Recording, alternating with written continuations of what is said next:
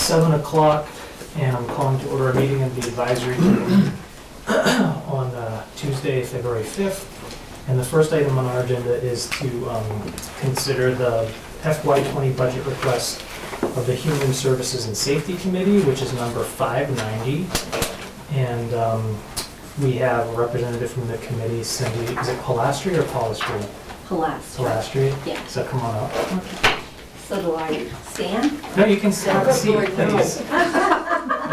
Thank you for being Yeah. here. Yeah, raise your right hand. We genuinely appreciate the deference, but no.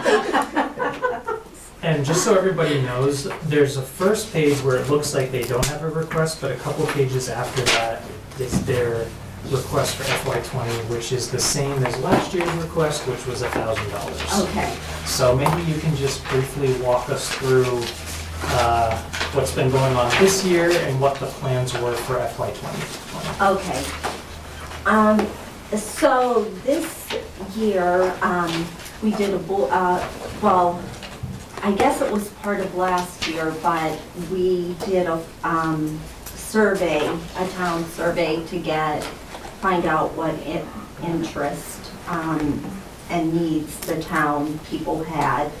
And then we planned several forums based on those needs. So we did one on bullying back in the fall. We had, our chairperson, Laura Roberts, left to go to Parks and Rec. Mm-hmm. And then we had another member who left.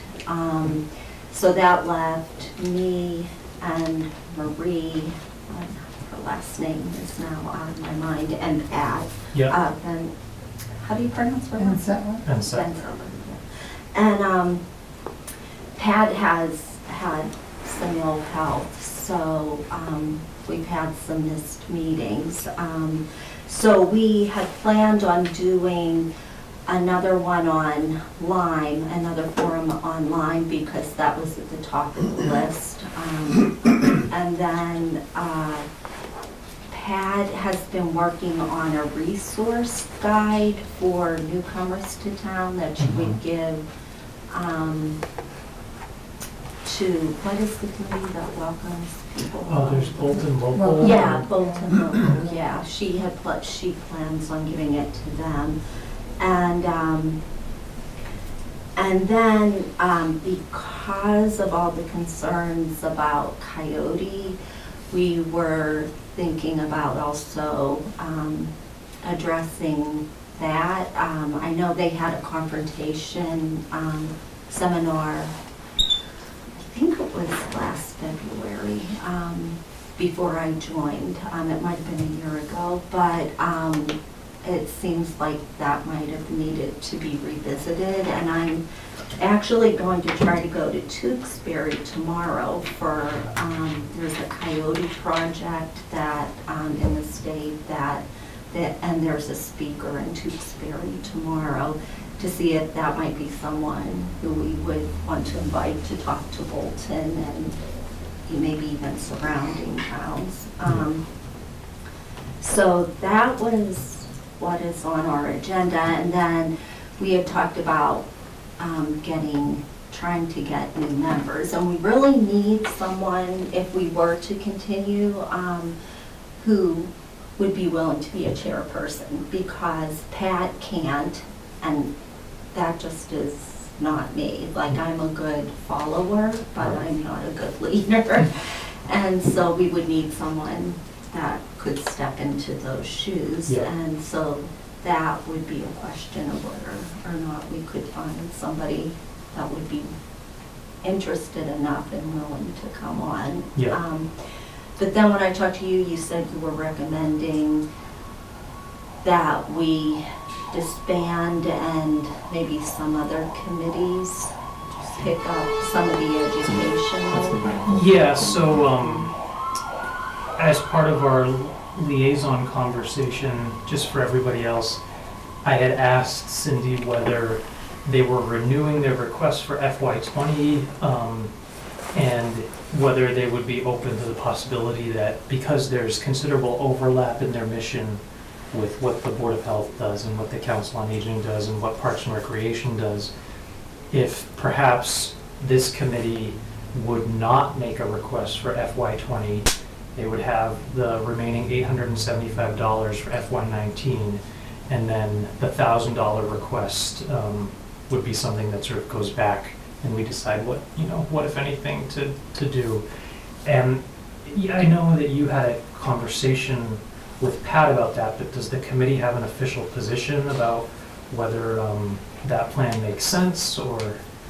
Well, Pat and I had a meeting prior to talking to you, and I think she wanted to go ahead and into the next fiscal year.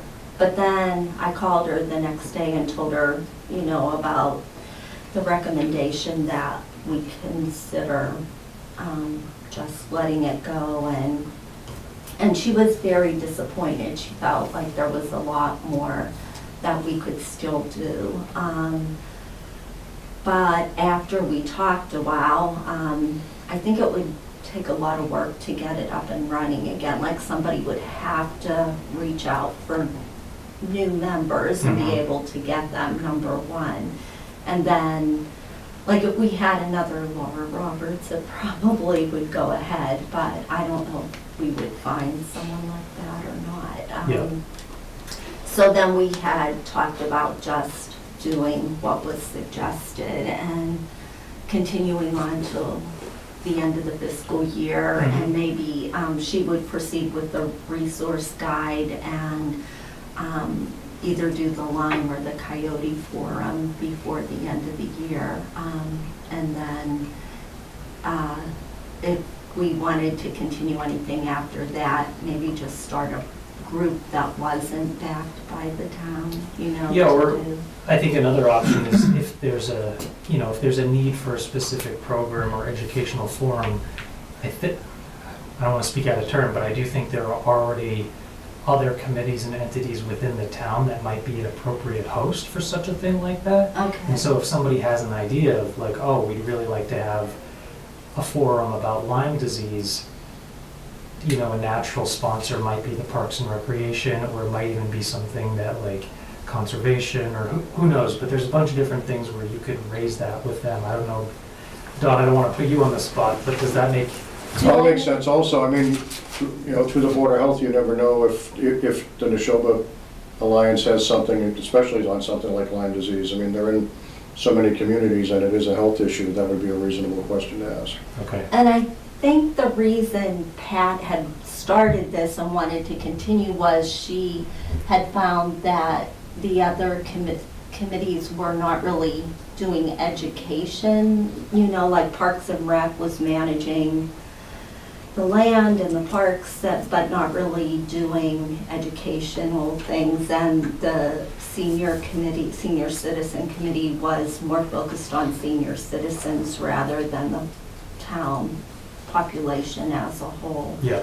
So I think that's why she had said if other committees didn't pick it up, maybe just continue on without town support. I mean, it is amazing to me what she did before she, had gotten sick. I mean, that, I think, Chief, you were at the confrontation one. Yep. Like, everybody there did it free of charge. Like, they got all those speakers for, like, no money. Yeah. So, I mean, I guess it is possible to have a committee without town money that could continue on and just get people to do it for free, or to fundraise, one or the other. Yeah, and certainly those efforts that she put in should be recognized and commended. Yes, I think she has, that's why I feel bad about this, is because I think she's worked really hard to get this established, and she's trying to help the town, like to make the town a little better, which I think should be applauded. Yeah, definitely. Does anyone else have questions for Cindy? So right now, you're thinking that you'll do a couple of things? Are you going to go ahead with this as it is for the next fiscal year? Yeah, Through through June. FY19. Well, yeah, it ends in June. Right, so there won't be, so your We're saying department would be dissolved after June. after The June? merge, the activities would be allocated. I mean, there's an opportunity to create some synergy among these departments and, you know, an agenda of programs, and then, Well, because I was just hearing you say that you would do another coyote thing before the end of the year, which is, you know, next fiscal year, so I was just wondering. Oh, I meant like, yeah, the end of this. This fiscal year. yeah, they still have year, funding and for we this can fiscal get- year. Right. Yeah, And so the question would be where yeah. you go from there, and is there a way to be more collaborative with some of the other entities that have interest in the same topics? Right. And if they would pick up some of Some the of the costs, yeah. educational parts of it too, Yeah. you know, like do some, however it is, maybe not forums, but some kind of information. So it's worth having conversations with those departments and boards to say, Yes. here, we're looking at trying to do this a new way. They could be the umbrella and they What still. could have you, how could you help us? Yes, You know, What the programs parents would you be like to Parks see? and Recs. yes, And yeah. then they can continue to And then we do figure it out from there. under Parks and Recs. But It's it's very- more like a collaborative, Yeah. coordinated. Right, because it does Mhm. seem all of them kind of, all of the committees operate separately. Because they don't do anything educational. I'd be curious in knowing the numbers, how many people responded to the survey, how many people typically attend. I Your- do not have. the- forums? Yeah, the response, I don't have the exact numbers to the, What are we, survey, 10, but it was 100, like, no, 1,000? it was, I want to say around 150, somewhere in there. Responses to the Yes, survey? to the survey, and the previous forums, I mean, I don't know that any of them got, I wasn't there as part of the committee for the previous. For the bullying forum, I mean, I put signs in all the local stores, I posted on Nextdoor, on the Bolton Facebook page, we did the sign out front, and it was a rainy day. Oh, it's and tough getting people out. we had one person show up, and the speaker was phenomenal, and it was at the top of the list on the survey, and I see people complaining about bullying with their kids all the time, but nobody came. Mhm. So I know someone upstairs had said that a possibility when you're doing education is something like a live feed that people could just tune into from home, so they didn't have to leave home, they could just go on the computer and tap into it. So I guess that's, And then you also compete with schools with topics like that because they do right. have And speakers come I, in. yes, and so I know Pat said in the past, when she was very active with it, she was, collaborated with the superintendent, and she said the police chief she's always been in touch with, and people in town, but, that kind of, I think, fell by the wayside when she became ill. Thank you. So I think the proposal would be to zero out the request for FY '20. So I'd entertain a motion to approve 590 at zero. Second. And all in favor, please say aye. Aye. Any opposed? Thank you very much, Cindy. Yes. And don't give up. No, I know. I mean, especially We for gotta- Pat. We gotta find a new synergy is what it boils down to. Yes, and I hope for Pat that especially happens, and, yeah, that she realizes how, I think what she did has helped. At least it helped me when I was going for it, so. Okay, All right, thank you. thanks again. Have a good Okay, night. You too. Um, Brian, thank you too for all the phone. Oh, sure. No problem. You too. All right, right, so next up is our police and public safety budgets. Nice to see you again. Yes, good evening, everyone. Good evening. Good to see you. Good to see you. The walker is at home. Do you want to start with the public safety building, or do you want to start with this? Dispatch would be easy because it's Oh, dispatches, yeah, Yeah, why dispatch don't really is we 2 seconds. start with 299? just a second just to get all our papers ready in order. So as I was touching base with the Notchka this morning, I mean, really, the increases in wages and benefits, really, if you look at change in wages, change in benefits, it adds up to about $86,000. And total increase in the municipal assessments is $82,000, so net wages and benefits were really leveled up. And just, I'm not sure everybody has the most up-to-date number.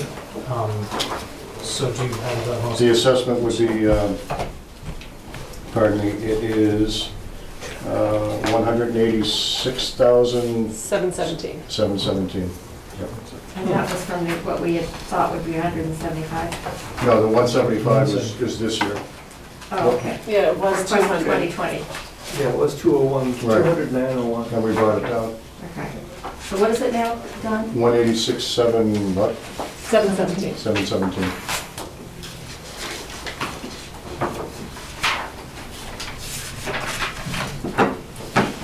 And we still have seven communities over the, well, it was late FY 18, I think it was, we brought on Townsend, so we're at 7. Is it full? I would call it full. If we were going to take up, we won't take on any more communities at least for another 2 years. And if we do, I could see us, we had talked about the concept at one point of really needing to, if we didn't have sufficient space as a wall that could be knocked out and you can create another section there. And we would need to look at the point whether or not we would need to add additional staffing and sort of split up into an east-west type of thing. But right now, we're fine. We've got positions for 14 dispatchers, and we've got 13 positions filled right now. And things are moving along well. I'm surprised with 7 communities, you need that many. Well, the problem is we need at least 3 on every shift. Sometimes we need 4, and obviously 24/7. So, yeah, the evening shifts we have 3. Sometimes a day we have 4. Because yeah, I mean with the as I said when we made the switch, you know, with the 911 calls, once a 911 call comes in, a dispatcher can't hang up on that call. So somebody has to be available to take other calls. So we don't run with any fewer than 3 ever. I just have a couple questions about benefits. So do you know whether the regional dispatch has like an OPEB policy or how they're handling all that stuff, and whether... We're not funding OPEB right now. No. They don't have a policy yet. And do you know how their benefits compare to the towns or even the school districts? Because it's interesting, like the school district's benefits are different from the town's benefits, which are Right. probably different from dispatch. I'm just wondering if there's parity. I would say some similarities. I mean, the health benefit is GIC, is that? Yeah. Oh, okay. Yeah. So the health benefit is GIC. We don't offer dental, but neither do we. Right. So yeah, so the GIC is, you know, it's similar. Okay, thanks. I wouldn't say it's as robust. Any other questions? When financial decisions are being made, does Bolton, possibly yourself, have a vote in that? I do. I also sit on the finance board. Right, we created a finance committee this year, so the accountant from every town is on the finance committee. Okay. That's an independent committee from the administration board. In fact, you can't sit on the finance committee and the administration board. But each town has either a town administrator, or in the case of Berlin, who doesn't have a town administrator, one of the selectmen sit on that. So each town gets a vote. Regardless of the size? Yes. You get one vote? That's right, one town, one vote, period. Okay. Do we expect another 5% per year going forward, or any other changes? I would suspect a similar increase next year. Again, wages and benefits. I think everything else is, you know, everything is well managed, but wages and benefits are going to go up. They always go. They always go up. And as I said last year, and it's still true, since we made the transition, we conservatively have saved $600,000 in expenses between wages and equipment. And these committees that have one representative from each town, they get involved in the wages and benefits early on. I mean, they just aren't presented with something and they have to vote it up or down. They're Well, It's the a wages, contract. yeah, the wage, I mean, it's a union. or part of the negotiation. Yeah, I mean, it's a three-person negotiating team. Whoever the chair of the admin board is the chair of the negotiating team. I'm fortunate enough to be the chair of the admin board this year, so I'm the chair of the negotiating team, and I've been on, we negotiated a one-year contract for last year. We're working hopefully on a three-year contract for 19, 20, and 21. So we're well represented from I'd like to think all so. through the process. Great. Actually, the contract would be 20, 21, and 22, I misspoke, but yes, I believe we are. I believe every town is. If a town isn't represented, it's because they choose to not attend a meeting. Okay. And I have to say, they're very responsive. We had the director come and sit with our finance board last month, and he listened to all of our questions. We had questions answered, and he went through all the due diligence, answered all our questions, and we felt good. It was a good process for me to really understand what each number, and he, you can email him right away, okay, what does this mean? Came right back. And when we joined, the management was at a certain level, and that's not a negative comment, but I think with any entity, as time goes on, you gain more traction. I think the management has become stronger. I agree. How are the costs apportioned? Or, you have a total spend. Mhm. What decides what each town pays? Oh, it's divided by It's all the 7. same. By- It's divided by 7. Each town pays the Oh, same okay. assessment. Even. All right. All right. Will that get any better? Because I remember we talked about it, and you felt like it was a little flawed because it was evenly divided. I think there really isn't a better model. There really isn't. Equal representation, no matter what size the town is. And we have similar towns. I mean, the biggest town is probably Lunenburg, but still, 10,000 people maybe, as opposed to Berlin, which is, 3,000, 3,300. But, the requirements are the same. Devon's has a huge daytime population, but a very tiny nighttime population. So I think it balances out, and it's really the fairest way to run it. And when your staffing, I assume the staffing costs are driving it. It's not necessarily the number of calls, because I could see, I'm just going to guess, Lunenburg probably has far more calls per day than Bolton or Berlin. So I could see you arguing that way. But if you're not really billing, you're not paying somebody by the call they pick up. That's right, they pay by the shift. So. Then it's kind of silly to try to drive it that I way. mean, if no one calls, or if it's straight out all day long, it's the same expense, because we've got some cost with labor there. For it really to go down, we need to add more towns. We need to add more towns, that's right. They'll add more staff, but it should even out. That's right. You would need more staff, I wonder.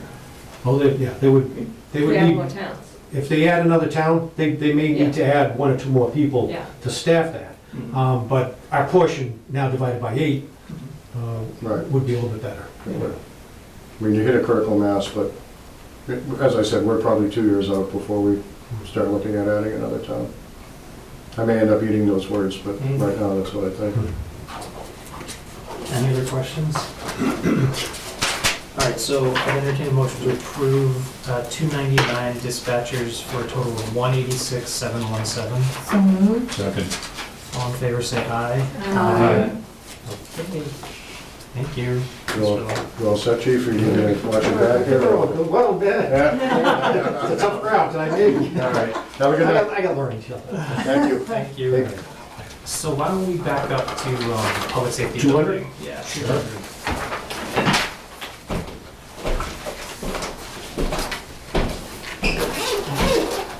Again, if everybody's ready. Not a lot's changed on that, pretty level funded throughout the whole 200 line items. In fact, it went down a couple thousand. Yeah, so a few less projects, add a couple new different projects, but right off the top, purchase of services, that's all the maintenance agreements that we have for IT, the security system, you name it, anything that moves in the building, that's all three departments. That'll come out of that. So that just went up slightly, less than $100. Yeah, So what's the numbers, that final number, because 199,587 is It what is. we've got. Yes, that's, A couple pages already. Yeah. yeah. we just went over there. Yes, on the next two, yes.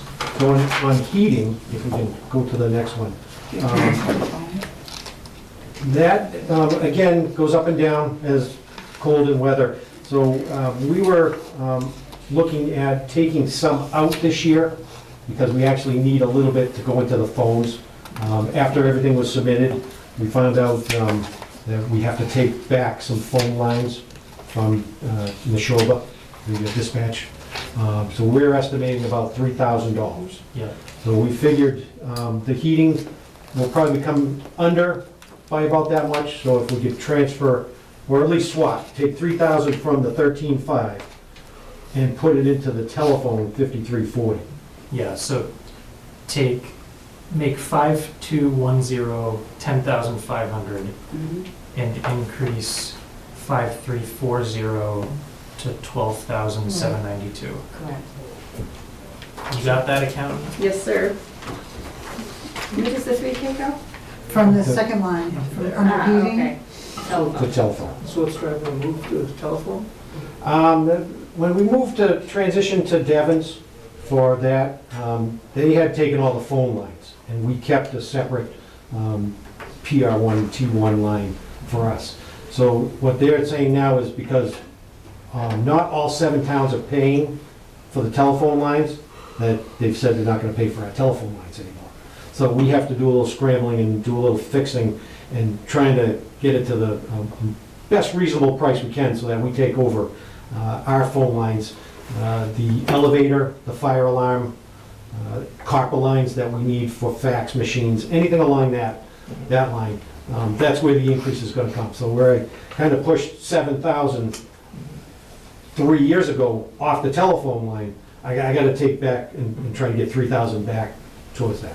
So some of those you can't move off copper or something like that, but, and some of them would be merged into the current phone system we recently put into upstairs and all that?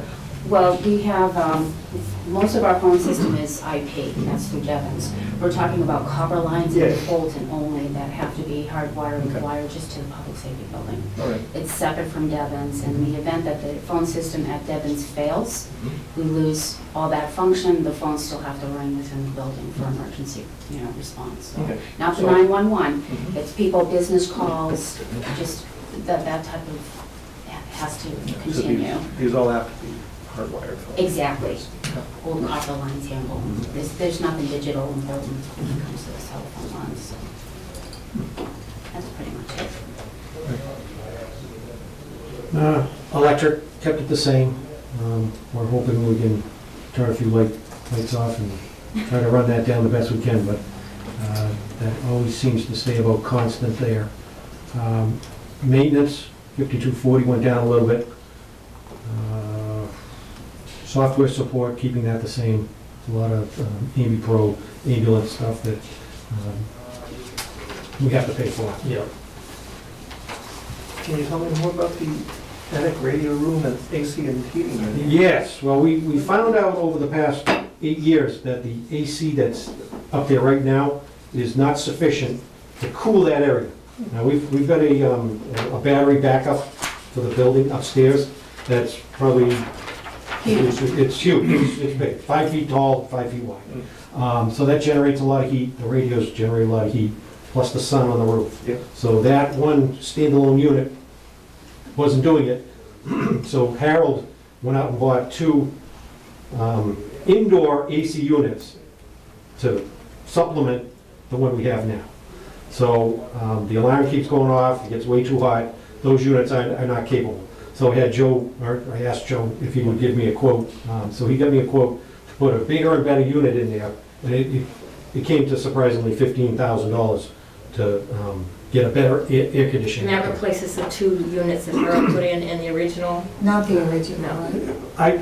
I'm hoping it's gonna replace the original one, because I don't have a lot of room to put stuff. So that will probably take that one out of play and put a bigger unit in that can sufficiently pump the air in. I can keep the 2 standalones in there because they're just in a corner.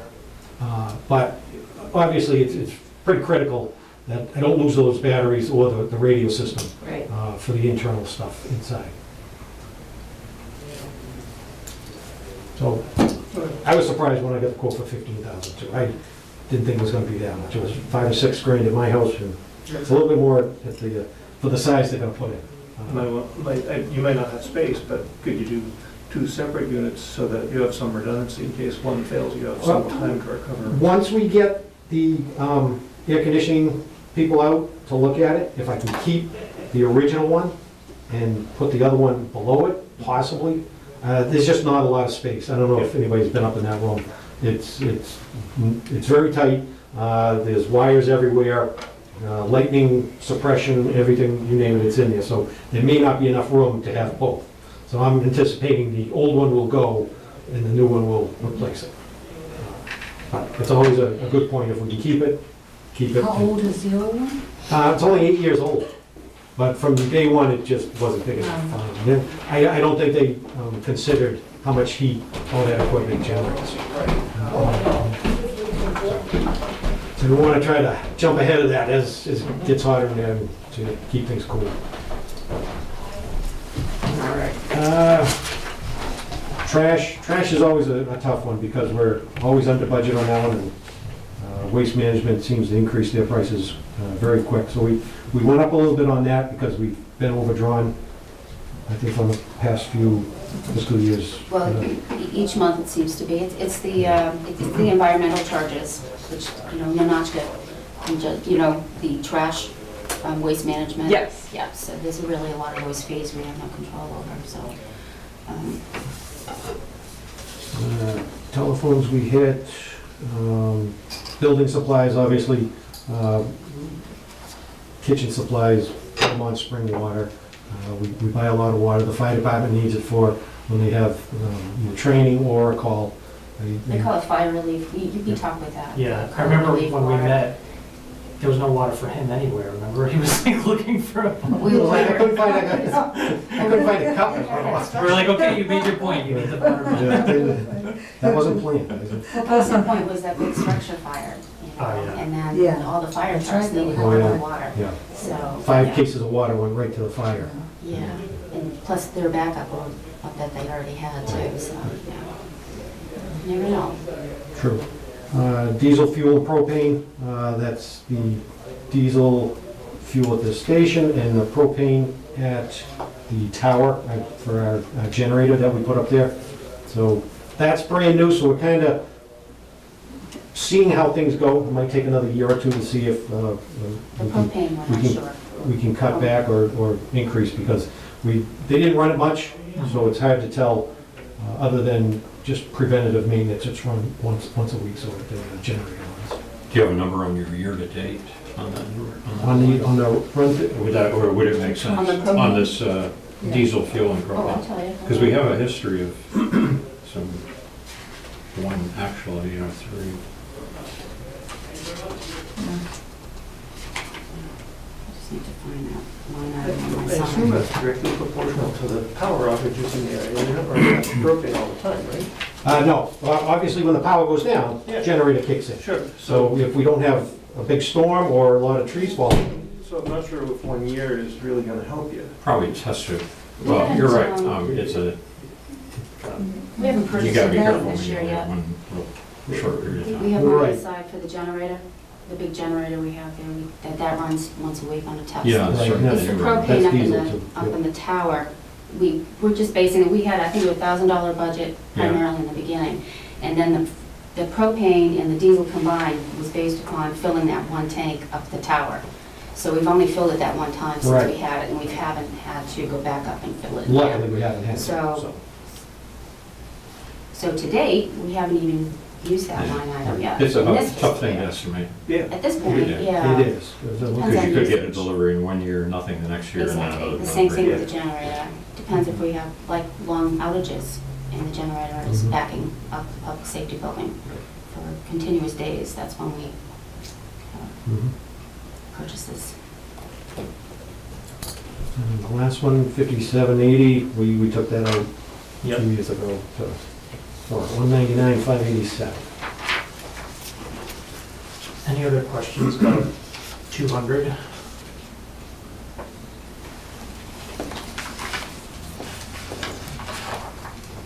No?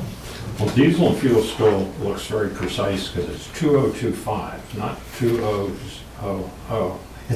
I mean, it looks like somebody really put their pencil to it. Yeah. Yeah. I think you ask us to do that every year. Yeah. Yeah. Do you want to take the 25 off and we'll just I go don't know. 2,000? I don't know if we're that, I don't think we're that, No. Not yet. not yet. I can't Still a imagine, couple weeks.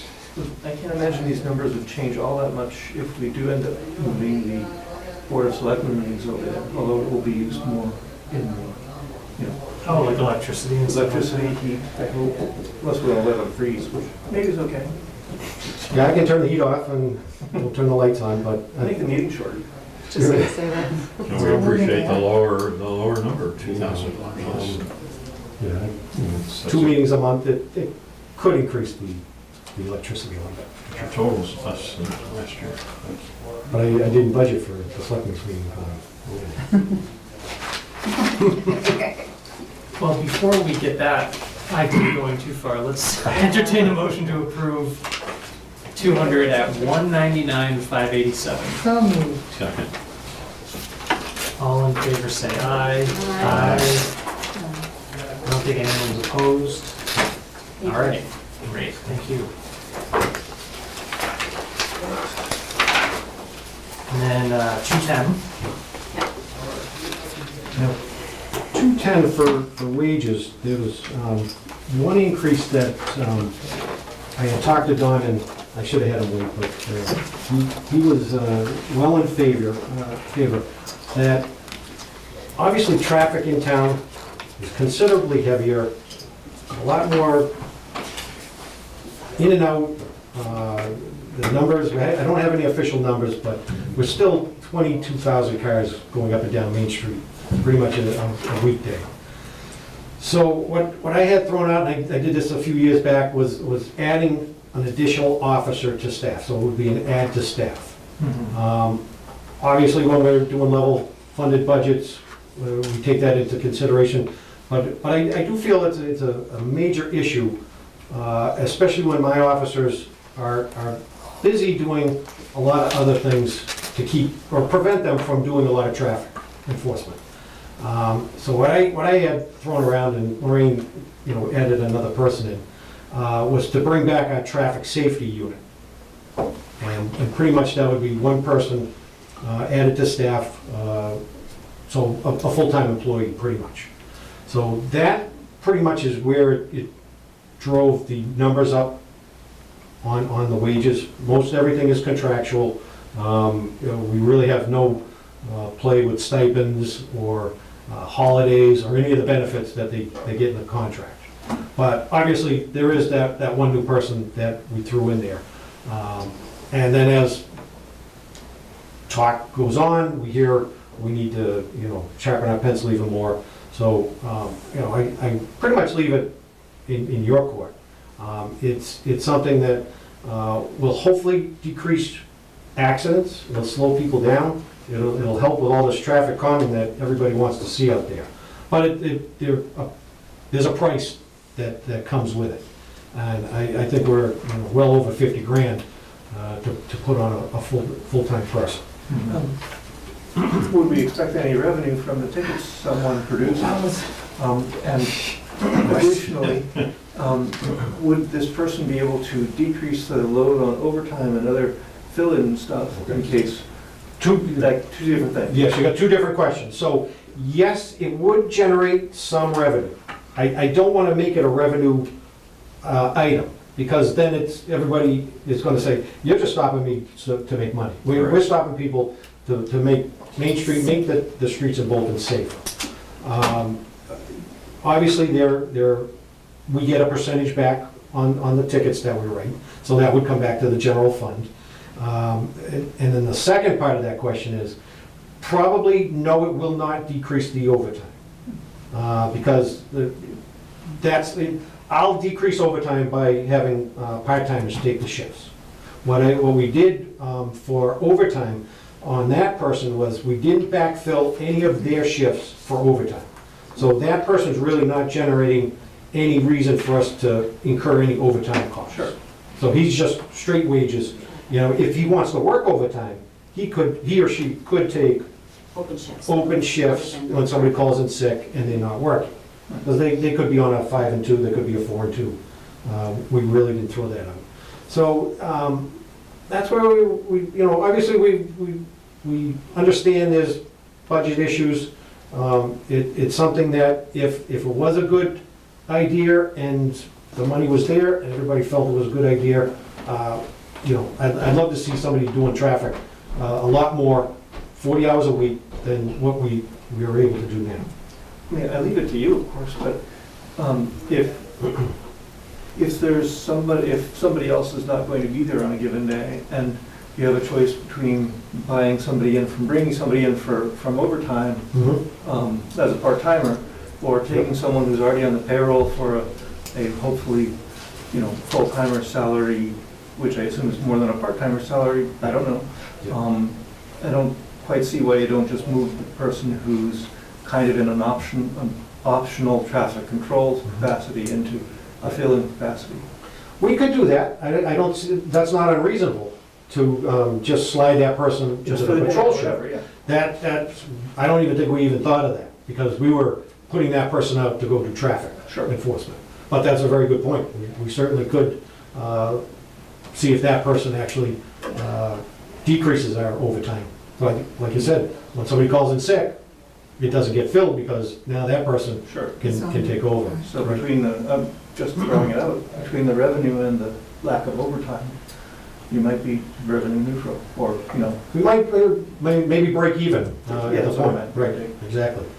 So, What is the full book cost on this proposed person? Pardon? In other words, Is it the 47? So I have you said 47. 50, that includes vacation benefits? Yeah, I didn't include, I was figuring stipends. So wage is 47,112.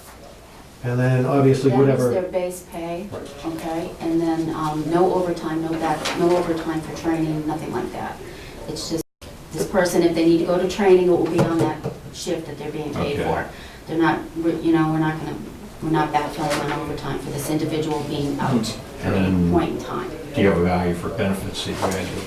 That would, I don't have those numbers. You're talking about insurances and so forth? Fringe In Fringe, the yeah. world I come from, you Fringe. have your vacation person, but this may not apply here. You'd have social security and. Well, health insurance. I mean, Health insurance and, That's full book, a real cost. real cost. Of course, there are. And We might have the usually it's SRO. something like 25% more. Yeah, I think we did the SRO at like 30. Yes, Yeah, yeah. 30. It's a You don't wanna get 30% too- Right, benefit. right. That's- So I have a calculation for the SRO, Yeah. and that included, it was at 30%. Okay. Based upon their Yeah. assessment? That Mhm. all sounds, Yeah. And I think once you add some of the like the DFIP stipend, clothing allowance, you're probably going to be closer to the 50 for the base, Oh, for sure. base wage with stipends. for sure.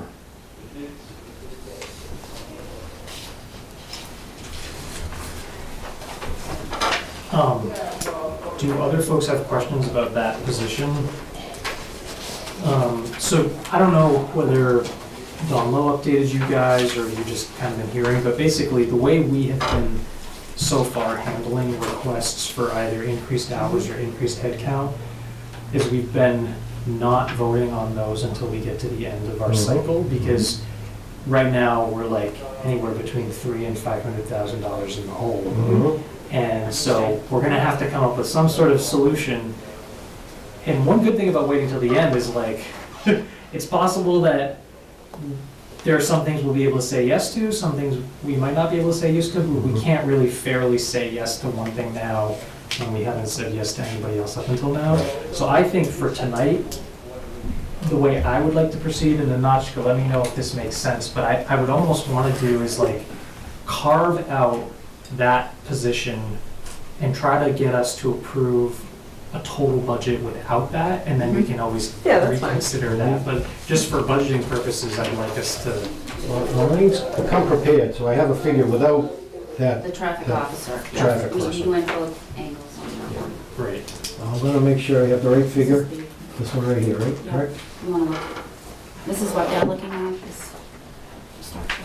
Right. But So- they need a new figure for the wages, correct? The total wages at the bottom, are you talking, this is what Nanachka sent us over, so we're looking at the same. So what I'm looking at, I think what we're all looking at is a total bottom line of 1,394,733 and 45 cents. This is the sheet that we have. That's the bottom. Oh, yours is older, Nanachka sent us a brand new one. Oh. Today. Yeah, we're second-class citizens. You should have the same one. It's a need to know. It's dated 2/5/19, it showed the COLA.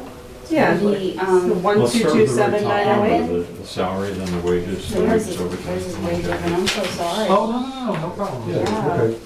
So, do you wanna go line by line, so we can just give you a, And then these. yep, sure. Numbers are- So, Yeah, on salary, the 118,497.6, that stays the same. Yep. Okay. but that's with the COLA. Nanachka added Yes. that in? Yep. Okay, so So this is without the additional officer, yes. is 923, Yep, 262.64. okay. And then wages overtime, 137 is, 62285. Yeah. yep, same price. And then, Can I ask a quick question about the reserve officers? Yes. So it increased, are you adding head count? Or Yes, is it? we went from 8 to 10. Okay. Yes, we're up to That's 10. why, yeah. and that was approved by the Yes. board. Yes. The board of selectmen Board of selectmen, did that, yes. Gotcha, thank you. So we actually, in that overtime, we came down a little bit from the previous fiscal year. And of course, the 663.36, that's the disability, that stays the same. Yeah. So, So 1180 046.45. Yep. Okay. Great. Can I ask another question? So the 923,262, yes, did you just subtract that 47,112? yes, Okay. exactly. And on that back page also, I took into account reducing stipends and ed incentives. Okay, that's, It went from, I believe it was like 46 something, and I reduced it to 45,740.70. okay.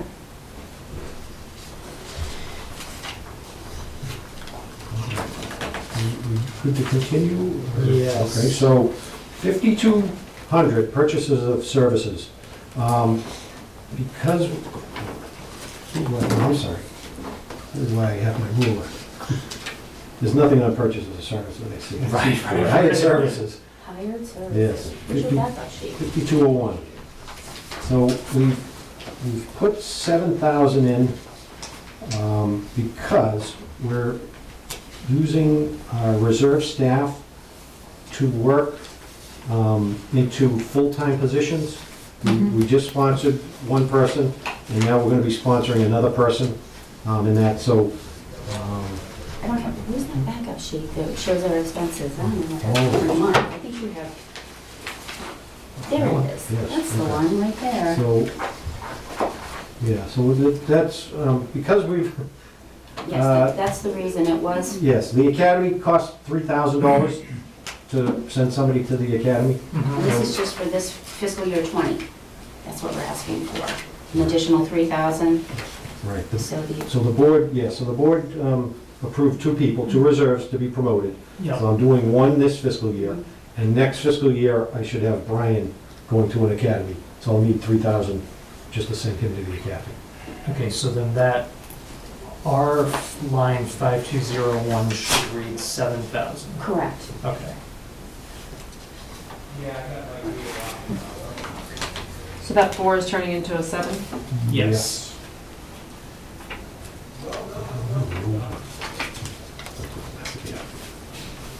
All right, so training, we kept the same, At 3. 3,000. Lockup, 1960. Yep. No difference there. Office supplies, 5250. Kept that the same. Are those truly office supplies? Absolutely. Paper, pencils, typing? Yeah, that supplies, Not let me bandage. look at Whiteout. Bullets or- No bullet, no, that's, that's There's just a separate supplies, like ordinance. home. yeah, that's all. No, nothing like that. We have police supplies Yes. that takes care of that, plus a firearm supply Yeah, budget Okay. to deal with bullets and things like that. 5460 is the firearms budget. Yeah, So office supplies, firearms and supplies, so there's the bullets and anything else. That's 14,965. correct. Yes, and that includes Tasers. anything for tasers, the cartridges or the batteries, they have to be replaced constantly. Weapon replacements, all We're kinds of stuff. keeping that the same. Uniforms, now we've, Explained on that sheet. yes, She- and right. that one had to go up again because we've increased reserves. Right. And obviously if we hire, well, no, we won't The because this is, traffic, yeah. the traffic officer, actually, are you looking at? Well, I'm looking at the one without the traffic Okay, officer. the 2400. At 24,000. Correct. 24 even? 24 24 even is what I have. Okay, so we have, Add-on for the academy equipment, And yes, so so, that's in there. so obviously to send them to the academy, we have to buy all their equipment, and they have special uniforms they have to wear. So that came up to $1,500, that we increased that. They have, yeah, we have, so the number we had was 23,750, and so the number you're requesting is 24. correct. Okay. And then out-of-state travel is 500. 500, just keeping it there, just in case we have to use it. Dues and subscriptions staying the same, 3,500. 3,500. And then we talked about bulletproof vest. I So- reduced that to 1,900. Okay, Currently, we're able to use the bulletproof vest grants for both federal and the state reimbursement, so that's functioning. There was a time there where we had to pay for them, yeah. where they weren't being reimbursed, so So we decreased that to I 1,900. just pulled in, Got it. what did I calculate? Just 2 vests at 900 each. They run between 890 and 950, thereabout, depends on the size of the officer. Based, you know. Continuing on, cruiser repairs, Well, hold on Oh, one second, I'm yeah, sorry. sorry. Could you just tell me what your bottom line, Absolutely. right below bulletproof vest for like the, okay, yep, 62075. okay, great. Gotcha.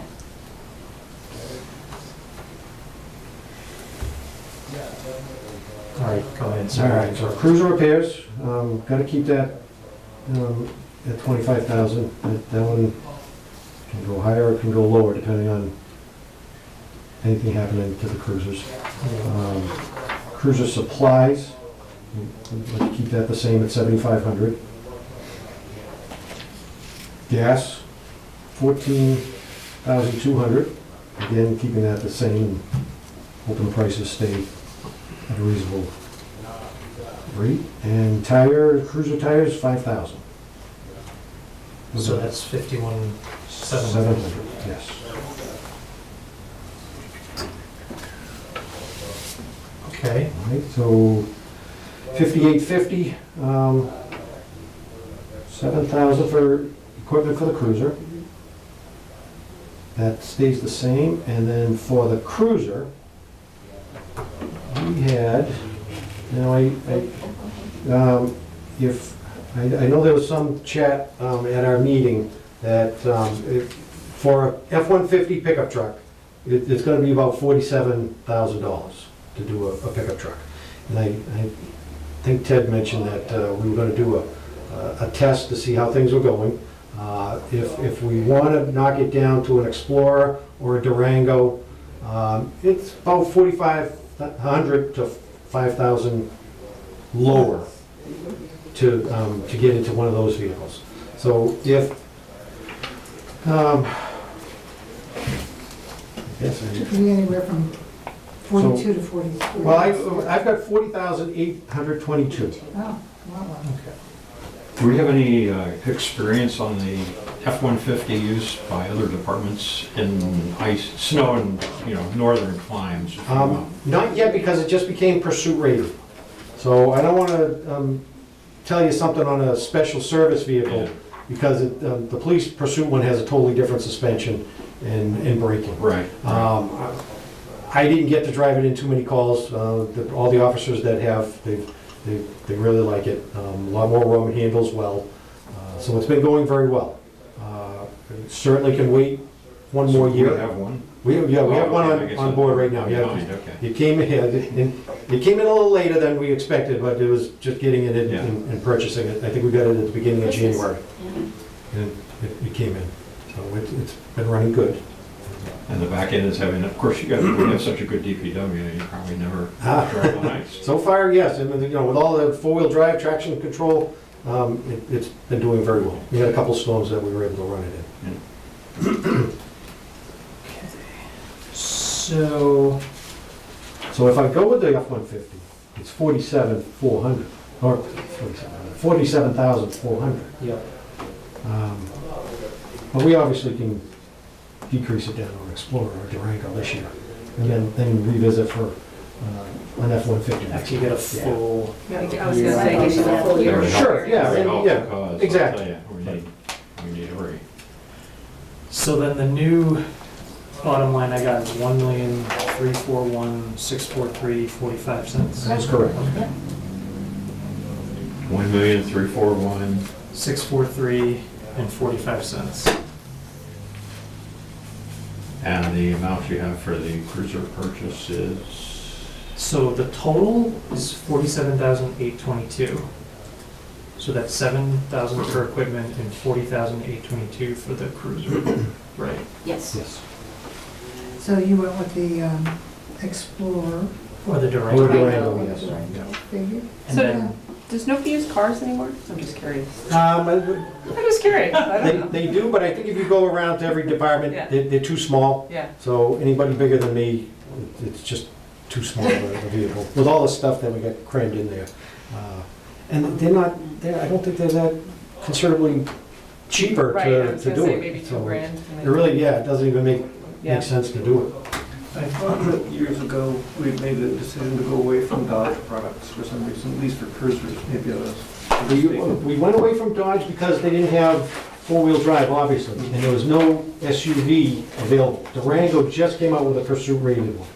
So now, the first year's coming out, we'll see how that goes. I thought we were having equipment failure rates that were more than we would like. But maybe I'm wrong. On the Yeah. Charger? No, the Chargers, they held it pretty well. Okay. With the Hemi engine, they've got, the one I have has all-wheel drive, so I'm keeping the mileage down low, and that car will last, pretty much another year or two. Which one did the door fall off of? That was the one that was the That's, skin. well, yes, that's the first Dodge Chargers we have. So just opening and closing that door, the hinges just were not beefed up enough to work. Because we had it for a long time. We had it for a long time, and we try to, as the cycle works, having a car every year, and the cycle works, pushing them out. I just had to give one of my cars to the cadet program, because their car rusted out. It was all, the frame was all rusted, wasn't Past safe. inspection. So I had to take a car out of my service and put it in and got it ready for them. So it's good to have these cars, and I've got, Margie's waiting for the next one. She wants an Explorer. well, I was gonna ask you about this Yeah. before, so she, and you might know this, and we'll ask her about it too, but in her budget, she has a $3,000 repair request to transition, I I think you're releasing an Explorer to her for FY20. Well, if nothing breaks and nothing happens, then that's the plan. I'm just trying to figure out like do you know where the 3,000 comes from? Do you know what's Oh, involved? yes, oh, yes. So I've got to strip the lights out first, so I've got to spend money to take the lights out, and she's got to spend money to put lights To in. install. So that's prepping the car. It's the de-install, install. So this one here, Marty didn't have money, so I took it out of cruiser repair. So we took care of that, so they had a car. But now she's planning on getting a new car, which is an old Explorer, new car for them. They'll outfit it with the lights that they need, because they may not be able to bring over the same lights from the Dodge Charger to the Explorer, Okay. which isn't a lot of money. That $3,000 will cover it. Yeah. Yeah. And then Makes sense. I know Jeff wants a car, so We've Jeff never Jeff had gets the next car after. Okay. So does anybody else have questions about that budget? I just want to say, so with the revised numbers that you presented us, your year-to-year increase is 3.2%, which, you may know this already, but this does not include the new contract. This is still, the contract's Oh, not. yes, yeah. Yeah. that's- Not, yeah, I just don't want anybody to be surprised later on. right, no, yeah, it's good to remind us all. But I mean, I appreciate that you guys came in with the revised plan tonight, because it does help, it's gonna be a lot of fun.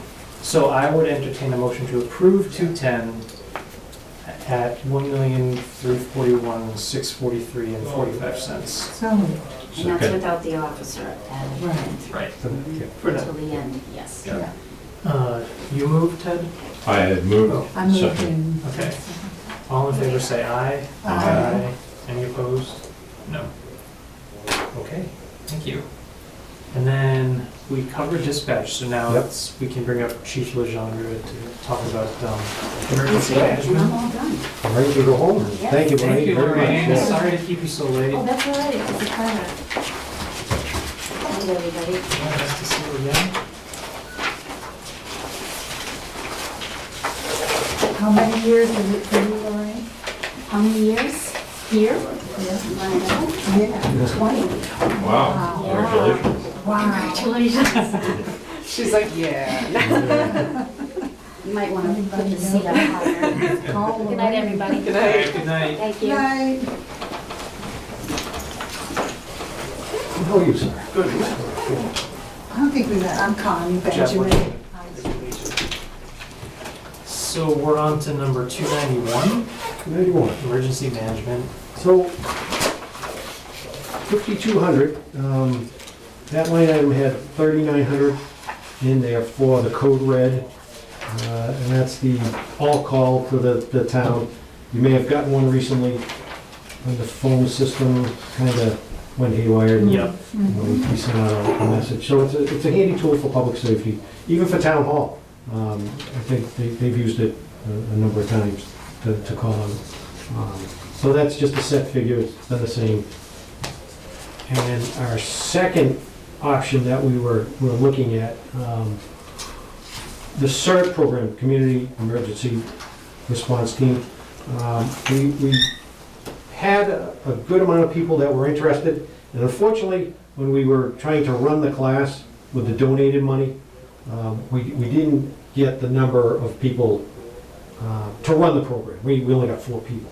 So it really wasn't, it didn't make sense to spend $2,000 on 4 people. If we had 10 to 12 or 15, then it would make sense to spend that kind of money.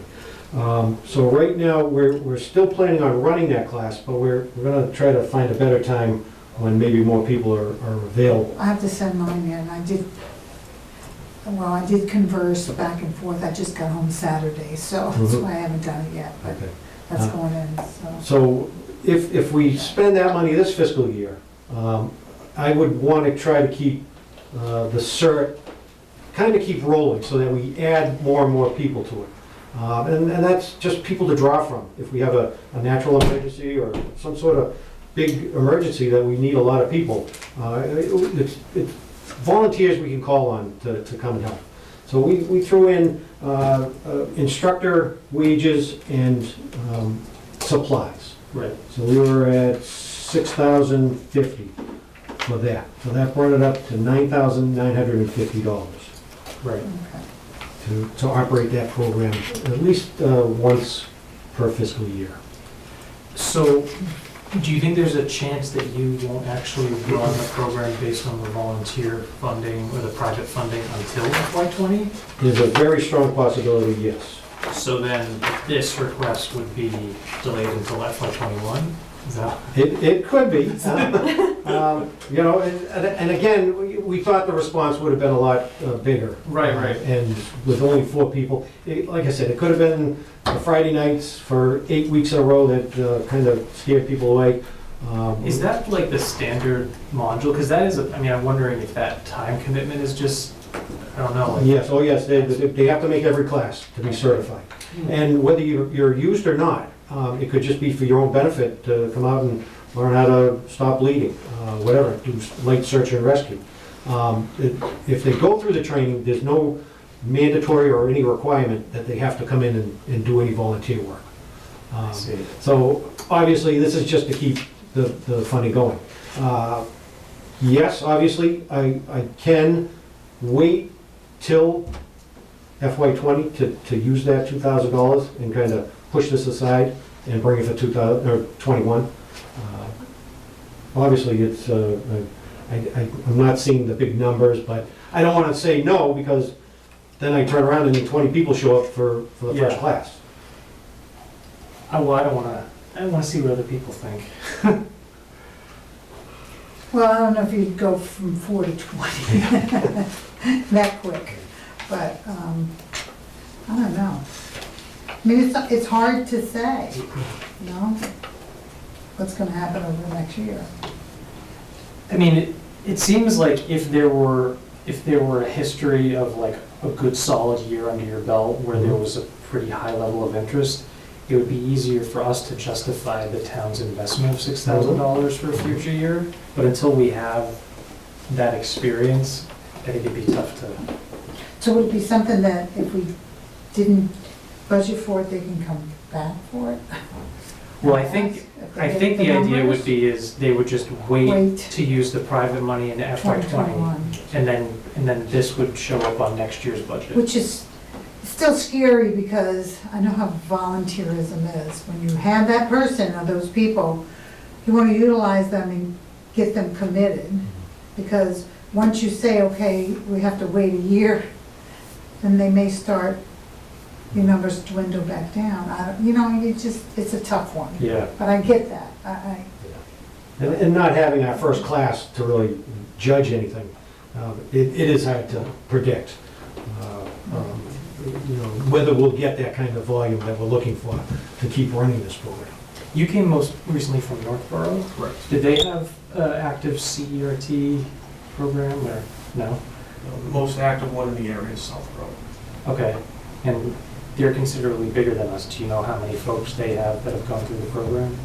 I could do further research. I would say 25 plus, Okay. because they actually have a full trailer with command post, with incident support, and yeah, they've done a lot of work over there, to the point that Northborough would use them if we had an incident, mutual aid. You know, it might be worth just finding out what they did in Southborough to get the word out and to Yeah, to recruit. get the people to come in and volunteer. I don't know. Yeah, we publicized it the best, you know, Facebook, town website, you know, probably get to the newspaper next time, try to throw an ad in or something along that line. Okay. But if we throw in this $6,000 and it ends up not getting used this year, then we can send it to next year, or maybe we just never do it, I don't know. But if you don't have it available, you're going to potentially lose people. My point. Budgeting might need things, though. Once we Sure. start one place, then we're gonna have a lot of might needs. And is it possible to sponsor a course, get the volunteers, and then come to the advisory reserve fund? Mhm. Because technically, maybe the course hasn't been approved, Yep. but, I mean, I don't think it would, people would disagree with it, but get the money from advisory or somebody after you've. I don't know if got that's people interested. extraordinary or unforeseen. Yeah, it's I don't think that probably is- wouldn't I would be, see from the Robert's rules, it doesn't make sense. yeah, it's probably not eligible under our transfer Yeah, rules. because you haven't established the program to start with, so Yeah. you can't just ask for money. I'm trying to figure out a way to Mhm. have it both ways. Right. Could you squeeze it under the police budget somehow? Probably not. Well, obviously, some of it, yes, you know, we could ask some of the officers to put a little extra in there and take it out of my wages for that, but, you know. I don't know that's- about that. Yeah, yeah. Well, what is your, so what would you consider to be the minimum size for a viable class, like 10, 15? At least 10, I think the minimum's 10. Yeah. I mean, I might be callous, but I feel like telling those 4 people, thank you for your interest, but unfortunately we have a minimum requirement of 10 people, like they'll understand if you put it off until FY20. I don't know. Well, no, that's not unreasonable, that's definitely something we can do. Yeah, we just plan July 1 and start in the summer, Yeah. if even that. I So, yeah, is it critical? No, it's not. Okay. I think we'd like to see the program at least continue. And then, you know, it brings the residents a little closer to the public safety, so they understand pretty much what happens Yeah. on a day-to-day basis down there. So I think the proposal would be 291 budgeted for 3,900, and then the 6,050 you can put into FY21 for next year. So I would entertain a motion to approve emergency management at 3,900. I'll second that. Okay, all in favor say aye. Any opposed? Okay. Thank you for being flexible. All right. So I think we're all set, All right? done? Yeah, Okay, thank you very so good. much. Good to Thank see you very much, Connie. Thank you so Good to much. see you. Thanks a lot, Chief. Thank you. Take care. Thank you. Hi. Great, thank you very much. All right, have a good night. Yes, thank you very much again, and everybody have a wonderful night. See you later.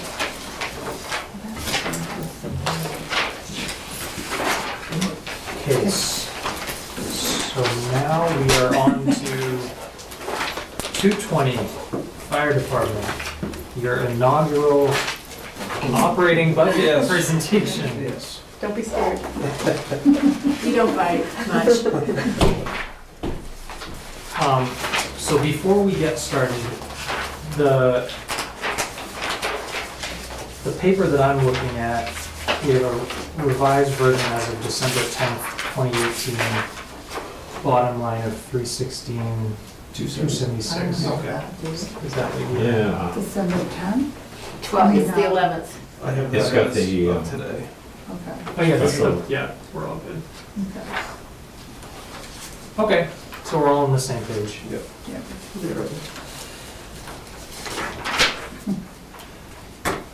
So normally the way that we do this is we just go right down line by line. Okay. So, 5101 would be my salary being the first year of having a full-time chief. This would be the Yep. number. I'm chief. Full-time chief salary. Obviously, quite a difference from FY19. Right. So, that's a change. 5112, no change. That is the wages for inspections. I actually see that, I want to leave it right where it is, because we do have, that's to pay for an inspector to go out on weekends or evenings as is fit for the residents of town. Where accomplishing a little bit more during the day with Captain Farrell and myself both going out, but there is still that request for outside the 3:30 timeframe. So I'd like one more year to keep that right where it is. Okay. The permanent firefighter, 5113, with the, that is with the COLA. Yeah. 34,360, so just the COLA change on that. The clerical, That was Chief Menser's. that was the stipend. The reason I'd like to keep this 5,500, and we've had 2 firefighters. I know it's removed. Oh, okay. Initially, it wasn't. It was removed on my version. Yeah. It was on this one, I Yeah. think. Mine too. Did I submit it? No, actually, I thought I had it in. Did I take it out? Well, we want you to do it. No, no, it wasn't on there. It wasn't on there? Uh-uh. Okay. Nope, you don't get it. No, I'm just Okay. kidding. I get that, I can actually, initially I was gonna keep it in. Having the 2 personnel in-house, there was discussion of a per diem program, so remains to be 2 people in the station. That was gonna be the figure for my vacations, if I'm away at conferences, to cover that per diem spot. Okay. I can work around with that number. We'll make do for FY20 is what you're telling me? I can Okay. do with that. That was not one of my priorities in yellow. Okay. And the firefighters' wages can remain at 105,367, which we're roughly running up to the,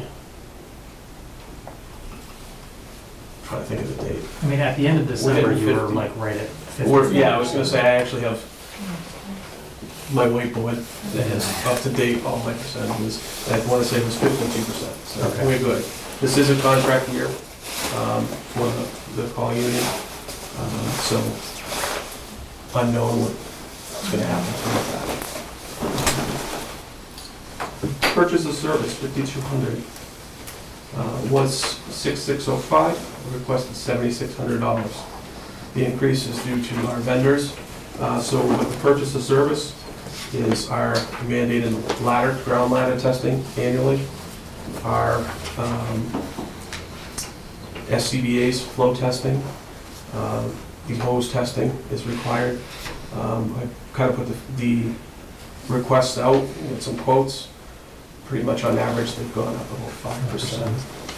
So that represents the covering of the cost to that effect. Electric, 700, remain 700, we've been. Sorry, just a question about purchase of services. Absolutely.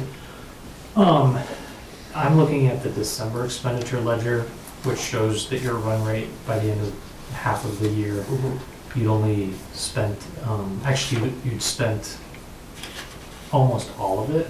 So is that because those services all get purchased more toward the beginning of the year? That's correct. Okay, so it's not like this account's gonna be vastly overdrawn at the end of the year? No. Okay. There was some, so the big items, the one outstanding, which is, I'm working on where to fit it in.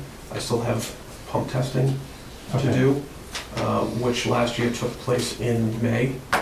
What you're looking at for numbers right there is the SCBA's have been tested, the jaws of life had all been tested for the year, the hoses tested, the ladders are tested, so that has all been expended. Oh, great. So we're looking at making up some money. Today I actually, if I can work together. Outstanding. I'll get that to repair, Okay. but it'll come back between that. Roughly, it's going to be about $1,100 that I have to expend for the pump testing. All right, that makes sense. Yep. So then electric was at 700. 700, we've been historically looking back over actuals, we've been running between $600 and $700. What we're doing, supporting there is the wells for the the cisterns. So it's been running close. The pump at Sawyer has been installed. So now we actually have kind of a hydrant, so we might see that flux up a little bit. Yeah. We've taken steps to shut off the transformer and the pump when not in use. The transformer, I guess, at one point was left on to maintain the power. We've shut that off. The manufacturer says there is no reason to have it on, so there is no draw. So we should see that kind of level right where we have been the past couple of years. Repairs. Repairs. Yes. Hmm. So, 8450, I'm requesting $12,675. So here's where we get into Yeah. what is outstanding. So going through the prior maintenance records, looking at our vehicles, it was kind of staggered as to when items were fit in there. To maintain a truck for 20 years, for example, engine 2 alone this year, 2D. I'll put this all in order. Was roughly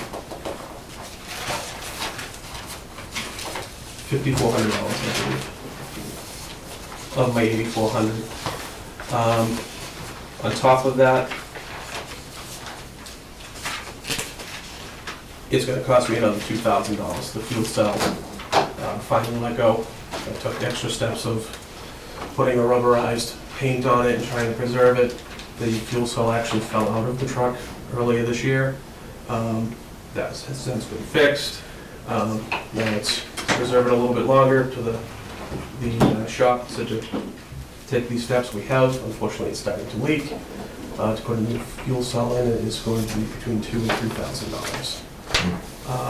In addition, engine 3, which is the tanker, the tender, the rubber that the tank sits on between the body and the tank, along with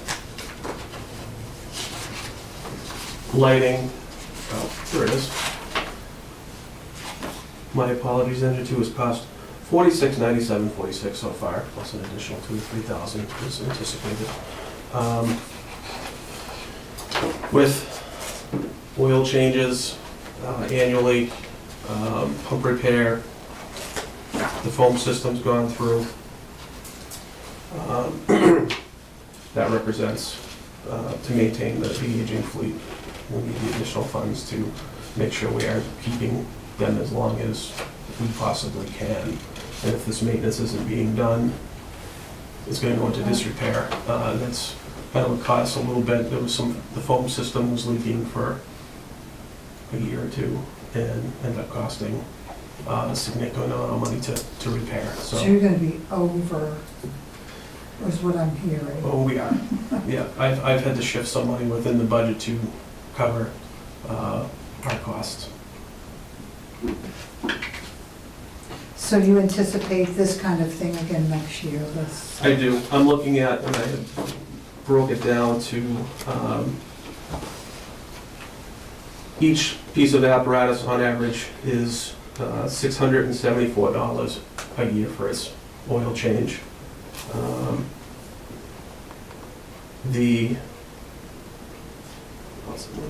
How many vehicles? Well, I should know that now. 5. 5.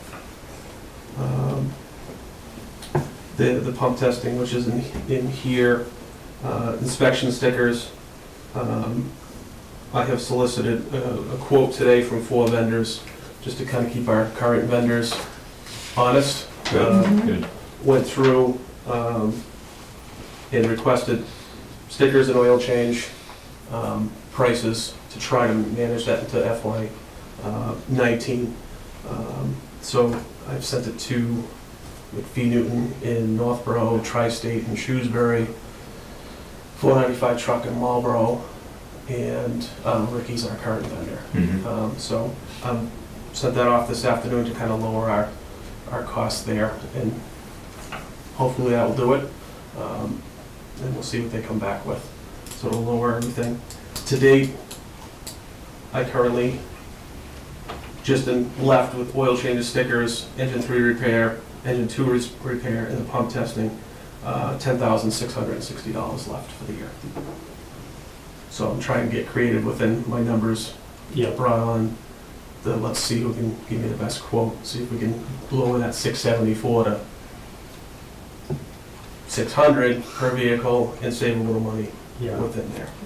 I'll tell you right now, stickers, I've had as low as 60 and as high as 160 per vehicle. The state of Mass is 35, and then the shop can charge an hourly rate because it's a vehicle of 10,000 or over. Huh.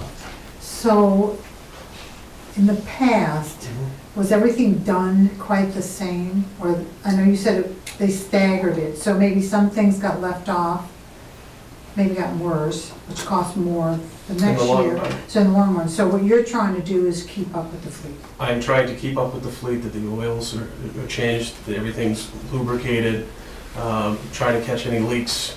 They're going to happen, but instead of leaving it, I've looked at So all the repairs. addressing the foam, so it's not as corrosive, but with that comes more money, but in the long run, it'll be saving. So I've looked at multiple aspects of saving money here and there, and trying to keep everything from life safety systems to the apparatus kind of in line.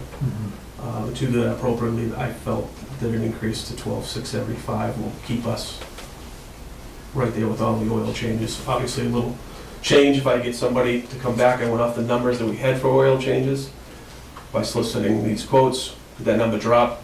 Yes, but I had to figure it in Yeah. as what I had. No problem. Okay. Okay. Training. Is that where it is next? Yes, from 1630 to 2600. This has gone up for next year because it is the cycle that all the firefighters who are non-EMTs must attend first responder training, and we have to offer CPR training. In addition, non-firefighter EMTs are going to be required to do a bloodborne pathogens class under the OSHA regulations, so that indicates that price. This is actually an instructor in-house, so it's saved quite a bit of money. I've actually had, just for that class that we talked about, quotes of $3,500 and $4,000 to present the program.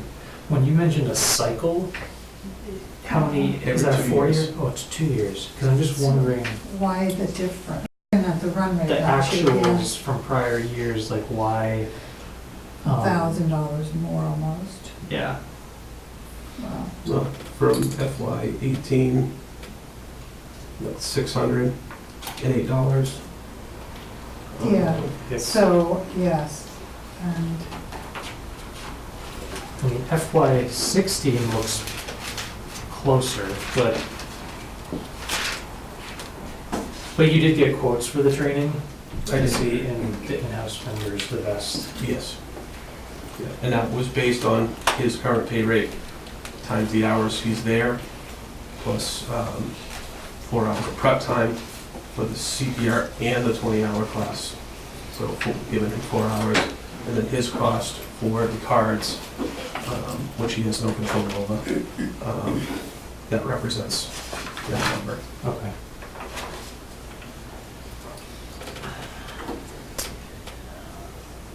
Gasoline? Gasoline, Or no, supplies, sorry. supplies, 4,000 without change. okay. Gasoline, 43 without change. All the gasoline is used for is our portable equipment. Diesel, 2,500. I'm gonna keep it at 2,500, hoping it stays the same.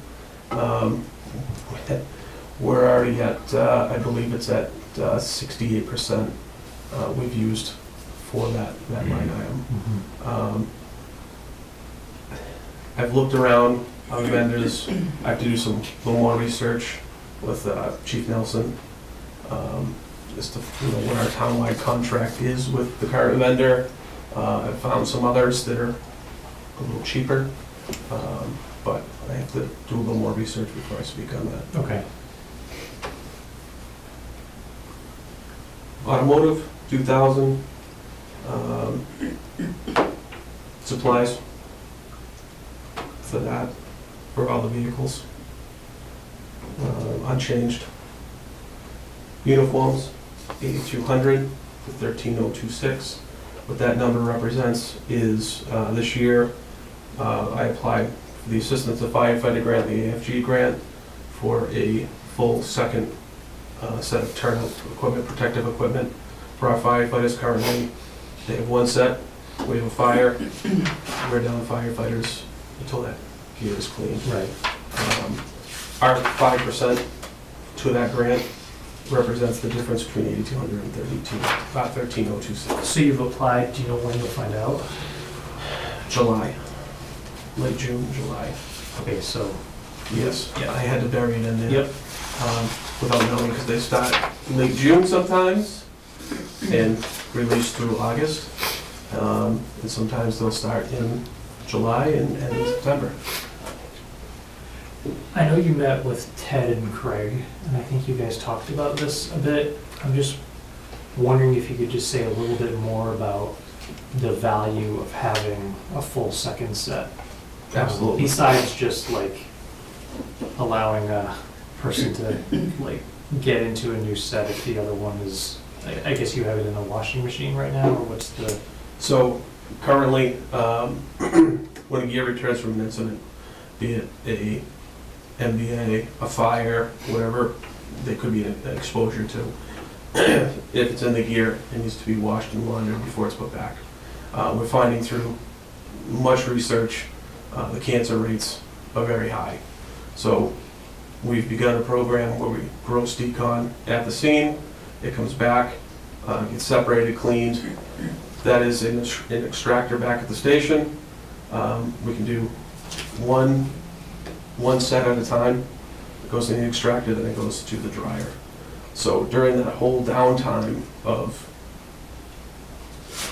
3 to 4 hours, I have a firefighter that is without gear. Yep. So how many pieces, full backup do you need? How many, This number represents 24 sets. 24 sets? Yes.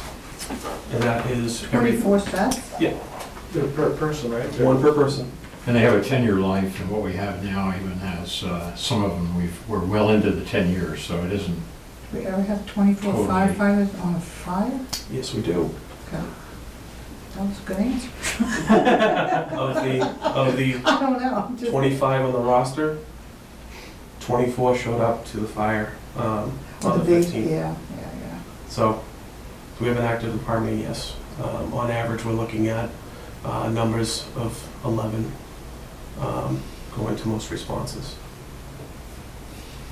At the station or on the response. I should clarify that, not 11 people going out the door at once. Did you say this was a federal grant, a state grant? Federal. Federal. And what do you think our odds are? Being that it is gear, being personal protective equipment, being that we do not have a second set, which is highly being pushed throughout the industry right now, I would say we're in a good spot.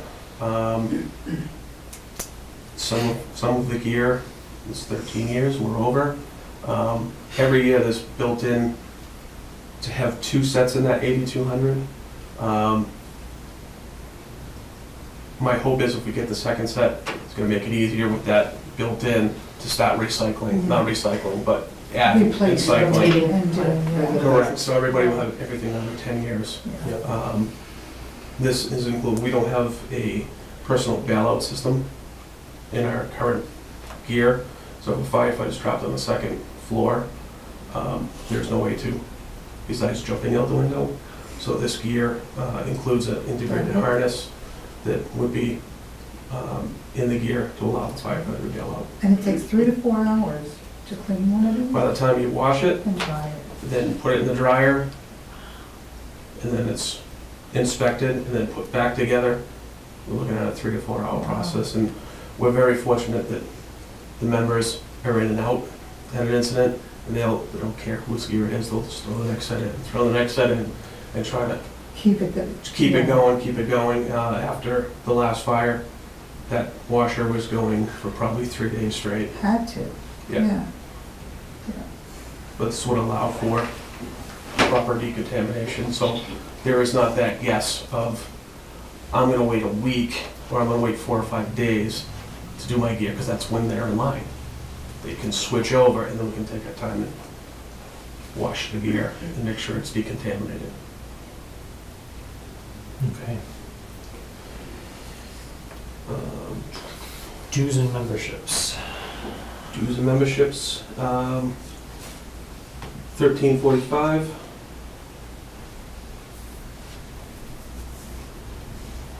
And then And what is that for?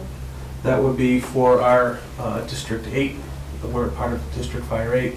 The annual dues to be a member of the district, the benefits of that. And then the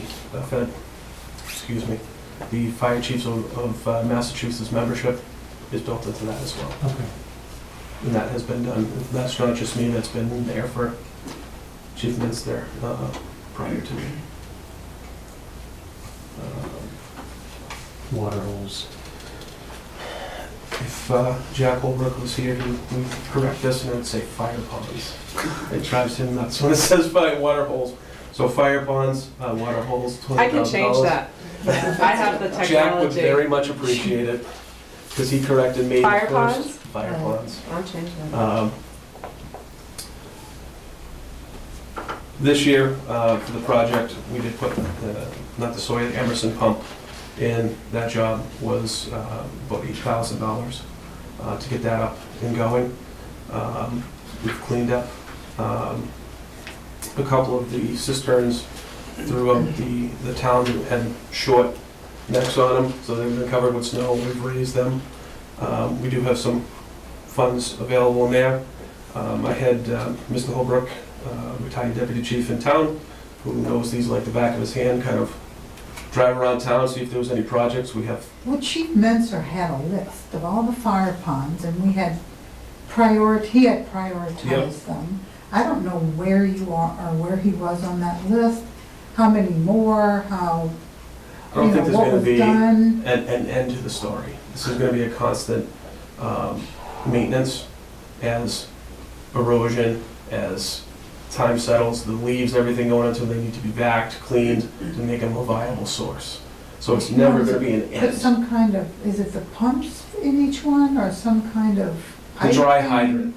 Dry hydrant. So for example, we ended up finding the unlisted fire pond. I have that list that Chief Menster had, Okay. and Deputy Chief Holbrook had worked together with him, and they had projects throughout the years that you're speaking to. So it's just moving on to the next, what's the next priority, what's the next priority? He's identified three projects. When we do a fire pond, beginning and clean out, do everything to make it viable, and put the dry hydrant in, which I believe is you're speaking to, Yes. that would go underneath the water. Once we do that, we're looking, the past couple of quotes have been about $17,000 by the time we're done. So we're looking at about one a year. 1 year, that's what I was. Would that justify replacing those with cisterns? I mean, a $17,000 return on whatever the investment for the cisterns is. So $17,000 divided by the frequency you do it every so many years. And we don't need to calculate it now, but I would think there'd be As more a better. pop up throughout town, we're assessing this now. As the projects come in, a lot are putting $30,000, 30,000 gallon cisterns throughout. As those go up, yes, does it alleviate some of the Can we demand talk on the about fire this? ponds? Yeah. It does. It just depends the location. From here, well, I should say, I'm sitting in my office, up Wattaquatic, there are a couple that need attention, and there's currently no cistern systems up in that neighborhood that we could draw off or have an agreement with the vendor. We have a couple in town right now that we have full access to it if the incident is on their property or not their property. But there's an agreement that we would pay to refill it, 30,000 of water. So as those pop up, yes, I've been looking at that. Is it in a loop? We try to keep a mile loop as we use our tankers, so it's close to the water scene. I've talked to IGC in the Schultz family. The pond we did use for their fire is a real nice fire pond. It's currently not on our list, but we were able to use it, and I'd like to put a dry hydrant in there. Harvard, I don't know how they did it. They chopped through 6 inches of ice to get to the water.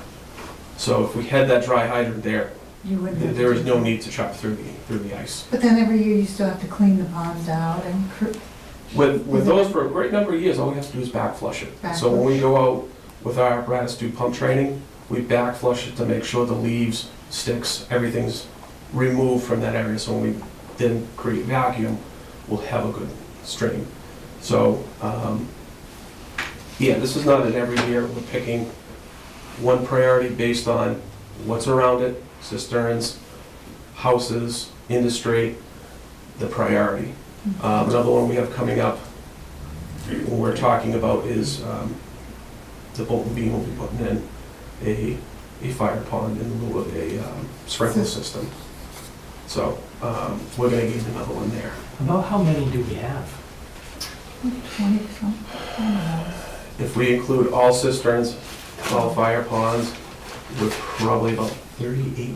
Because I thought it was, the numbers for fire ponds was upper 20s. Yes, yeah. Yeah, we're gaining, I just updated it with the last 2 cisterns. So I could email you the exact numbers. No, that's okay. It's hanging on the wall for everybody to know, and it's in every apparatus. But I believe the number is 38 with all of them combined. So, and then equipment, 3,500 if we need to replace chainsaws.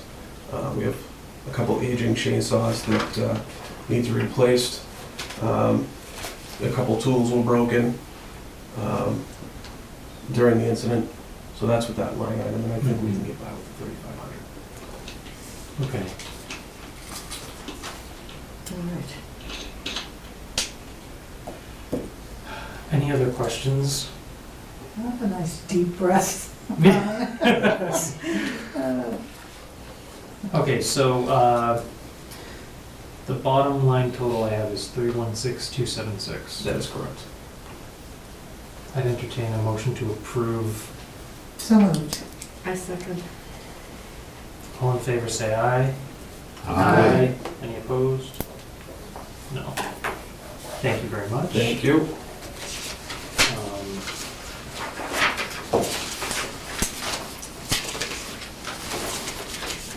Okay, and then, just so that you know, I know that you came in to talk about capital, and so we'll be meeting with capital planning probably once or twice more before we vote on everything, so we might have some follow-up questions in between now and then.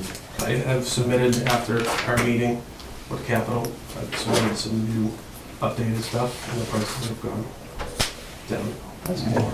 So, I look forward to that, because, You don't hear that often. no, you tightened it up a little bit.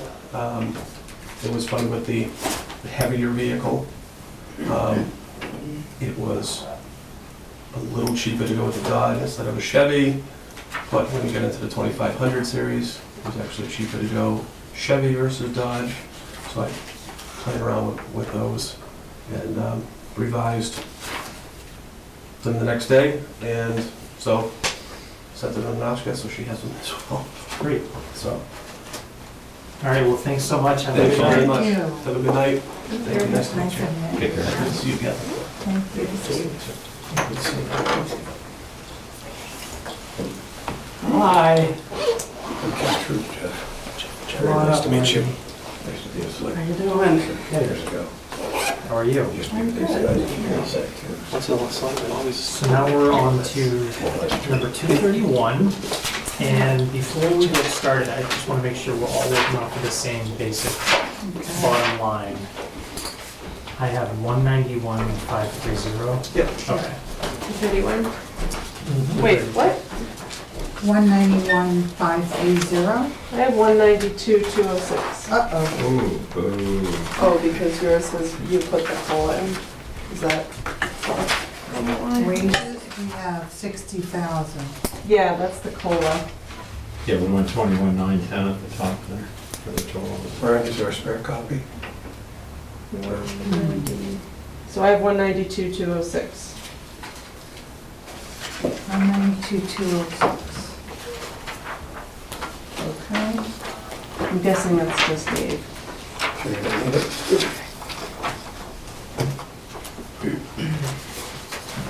We're good.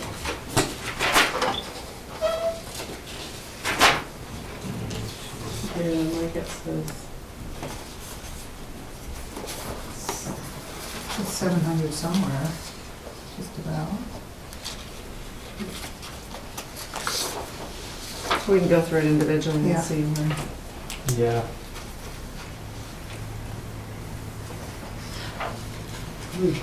Okay. Yeah, so why don't we just start at the top and figure out where we're. Okay. Okay, so wages, EMT, call training. So that's, staying the same at 60,000. Yep. And it looks like we're running, last year we ran pretty close to that, this year we seem to have found a number that really kind of works. Yeah, it looked like it was about halfway in December. Yeah. So that's good. It took us several years to get there, but we're there, I think. The next line item, EMT cadet program, I have 19,372, and that's increased just slightly. I had put in for an increase, and that's due to, we had done a, so with the cadet program, we split the bill with Neshoba.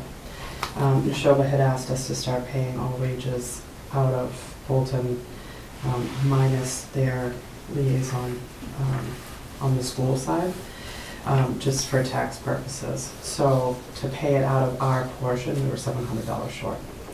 So the last year I took that out of the ambulance budget, so this is just a correct for that. Okay. The next one is 34,413 and change. What number do you have there? So that's Dave. Okay. Yeah, yeah. So what number That do you looks have in like the Notchka? 34,413.60. Okay. Yeah, I think that, Yeah, and that's Dave. yeah. Fair. Okay. Yeah. And then for the next line, what do you have? You have 8,800? Yep. Which is the same as your request last year. Yep. And what do you have there, Nanachka? 8,800. So your bottom, below the line for wages, Nanachka, you have, 122,586. So where'd the difference come in? Because if we didn't change anything, yeah, we need to, My guess is that 34 somehow is just not calculating right. to 60, I think. Is it not?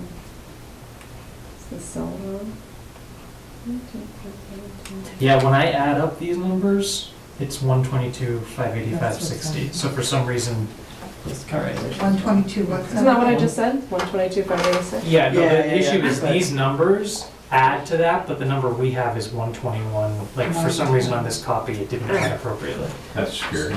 It's 122, Mine's right though. 585, and 60 cents. 12258. 5, 86. no, 585 Oh, and 60 cents. Got it. which is the same as 5 and 6. Yeah. It's not, you know what I mean. Okay. So not a huge change there. I think it was just a $700 change. Yep. Purchases of service, that increased from 5,500 to 7,500. And what that includes right now, because I didn't have a line item to put it into, is a $2,000 change in the cadet program.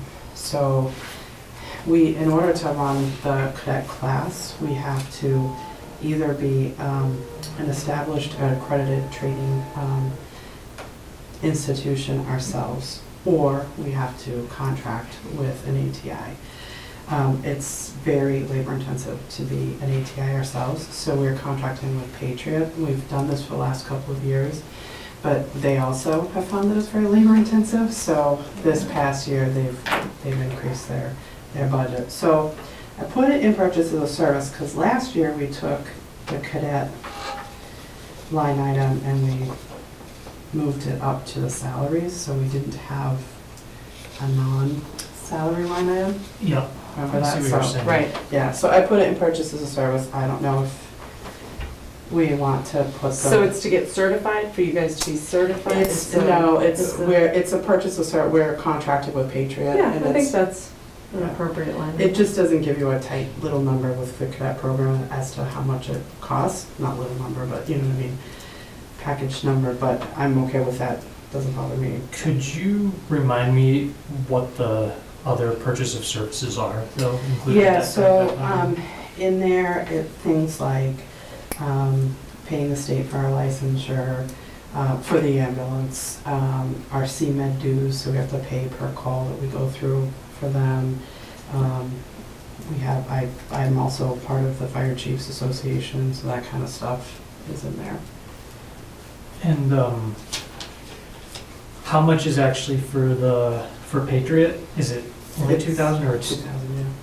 Yeah, so that's the difference right there in what I had. So it's level funded from what I had last year, and then the $2,000 is, that's the, But so what I'm trying to understand is what did you pay last year for the same services? we didn't. Okay. It's a new service. I mean, it's a new bill. Requirement? Yeah, it's a new requirement. It's not a new requirement, it's something we've been doing, but they were actually about to not be an ATI anymore. And so we were, luckily enough, they decided that they wanted to continue it, but as a part of continuing it, they have started to charge. Oh, so they were This, doing it yeah. for free before, basically? Yeah, or for, yeah. Now, are there other ATIs that you can get quotes from? Like, do you know if Patriot's competitive? Patriot is competitive. There really aren't any other ATIs because it's just not, it's not a lucrative, it's really kind of a pain to do it. So we did, when we thought we were losing Patriot, we were starting to shop around and, you know, there's companies that we work with that do their bread and butter is training, and even they were like, no, that's just not, you know, it just doesn't make sense. So actually, I was really nervous that we were gonna have to do it ourselves, and it was, probably would have been a whole heck of a lot bigger. More than- expensive. Yeah, 2,000, just because I would have had to bring somebody on to do that, so. Okay. ALS services? ALS services is the same, it's about the same, staying the same right now. Yep. And it looks like we've struggled with this number in the past, but we seem to be kind of on target right now, so that's good. As our call volume goes up, this rate goes up. The good news is we bring it back in on the back end to the receipt reserve, but for right now, this is a good rate, I think, or a good estimate of what we typically spend. The next one down is coastal medical billing. And we pay for them to do our collections and send out our bills and stuff like that. So our rate, the rate that they charge us is based on how much they bring in. So if that goes up, that's a good thing for us. Right. You'll notice, interestingly enough, last year's actual was $5,908. They actually forgot to bill us 1 month. So I have a bill that has to go to town meeting. So we're pretty much on target. So I can't believe they forgot to bill us, but whatever. So the repairs in motor vehicle, this also was a change from 3,000 to 6,000.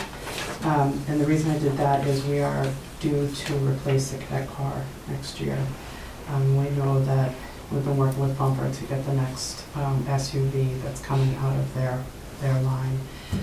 It does take some money for us to repurpose it from being a police vehicle to being an EMS vehicle, and that's about $3,000.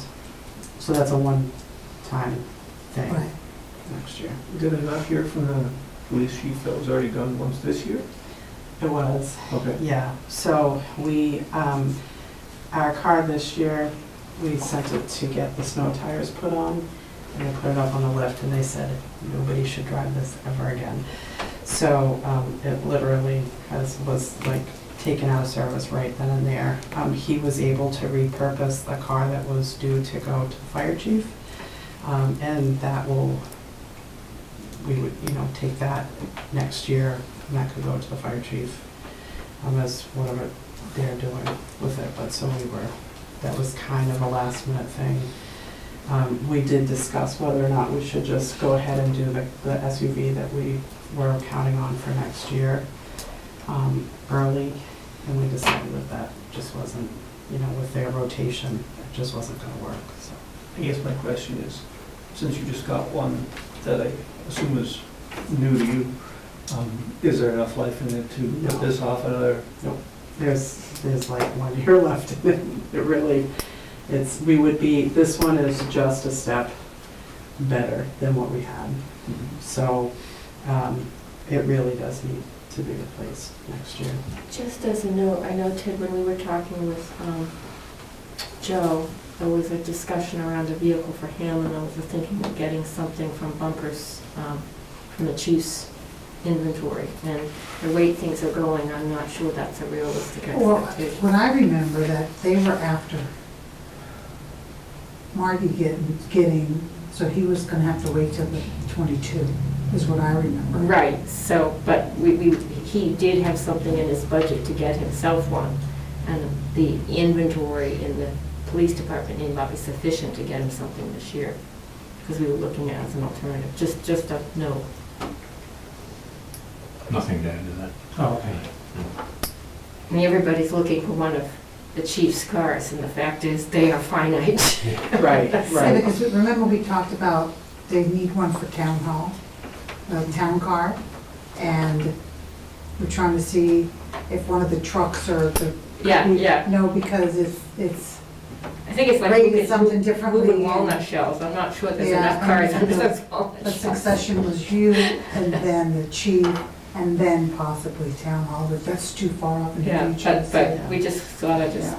keep that as a note, because I think that was still on the DPW list. What's the average length of a hand-me-down? In my budget. For us, so it depends on what shape it's in when we get it. Okay. So, the quicker they swap them out, the longer we can keep them, but if they've kept them longer, then we've found it's typically about 3 years. We have the finite light, especially if they've used them Yeah. longer than the initial. Right, and they weren't, before they weren't using, like, we had one that we probably had for like 10 years, but they didn't have as many admin cars and stuff like that, so, that just is not really the way that it goes now. I don't know whether at one point we want to look at, what is the need across all the departments, and are we being realistic, waiting for Yeah. the chief to cough up an old car? Sure, so the question I was going after is a fairly used car that still has 10 years of life left in it, might be cheaper in the long run than apparently burning $3,000 every 2 or 3 years to equip it, and I think a couple $1,000s to pull the police stuff out of it. If I do that, $5,000 every couple of years, you can buy a used car fairly easily with that. Sure. So maybe just put it on the, talk about this later list, but Sure. maybe I the guess approach needs to be different. And it's easier to cough up 3,000 every 3 years than to chunk down 15 for a used car. I think that's maybe where that went years ago. Sounds like a spreadsheet. We did exercise talk to me. about that Yeah, many, it's a spreadsheet analysis. many years ago.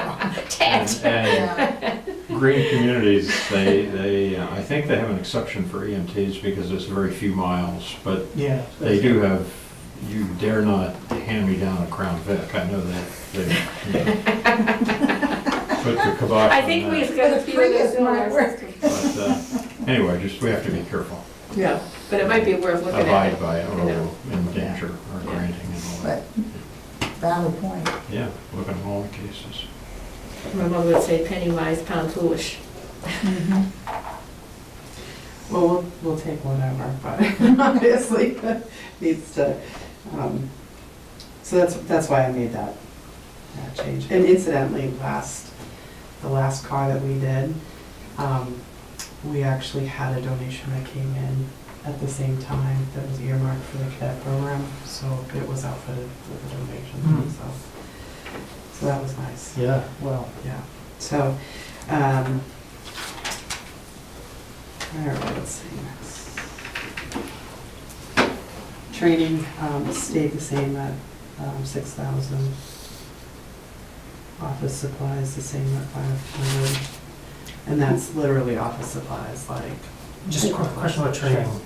Who does training? Who does the, who So provides the training? we do, we do a couple different things. So we can do in-house training, like we'll do like, you know, call reviews and stuff like that. But we also do bring in outside instructors. So in some cases, there's a company that we use that's very good, it's Critical Knowledge.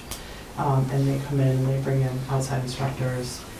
We have to bring in, we have to do a refresher, it's a refresher class, I guess, every 2 years. So we bring them in to do that, and then they come in and do all different types of topics. But we're not necessarily, we're not contracted with them. We can bring in other instructors and stuff like that. So it's not all in-house, and that's really what that number is to bring in outside instructors. And they bring in other, you know, like a variety of instructors, which is what we're looking for. Old school EMS, you had like one person that did the training, and it's just not really all that acceptable anymore. Is the training mandatory? I mean, people. Yes, yeah. Oh, so do people have to go to the trainings? No, so we have to maintain our certification, we have to have so many. Certified. Yeah, so many hours of training. It's very difficult for me to mandate training because I have so many people that are on different departments as well.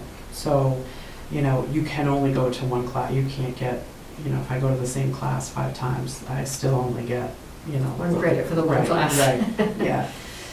So it can be challenging because there are some trainings that are mandated. So I know that they have to do X, Y, Z, and then I have to, you know, okay, well, if you didn't do it with us, where did you do that? Yeah. So that can be a little tricky, but people will come for training because it's, you know. That's very important. Yeah, and otherwise you have to pay for it elsewhere. So that's, you know, when we're bringing in an outside instructor, we tend to have more people than if we were just doing it ourselves, which is another reason why we try to bring in outside instructors. All right. So the office supplies, again, that's just actual office supplies, like envelopes, paper clips, that kind of stuff. Operating supplies is our disposables, so non-rebreathers, gloves, the non-rebreathers, oxygen mask, gloves, that kind of stuff. We split it out because technically we will get reimbursed for that because we're billing. So on the back end, you know, as opposed to equipment, which is, you know, we're using often, but it's not disposable. Mhm. And that was level funded.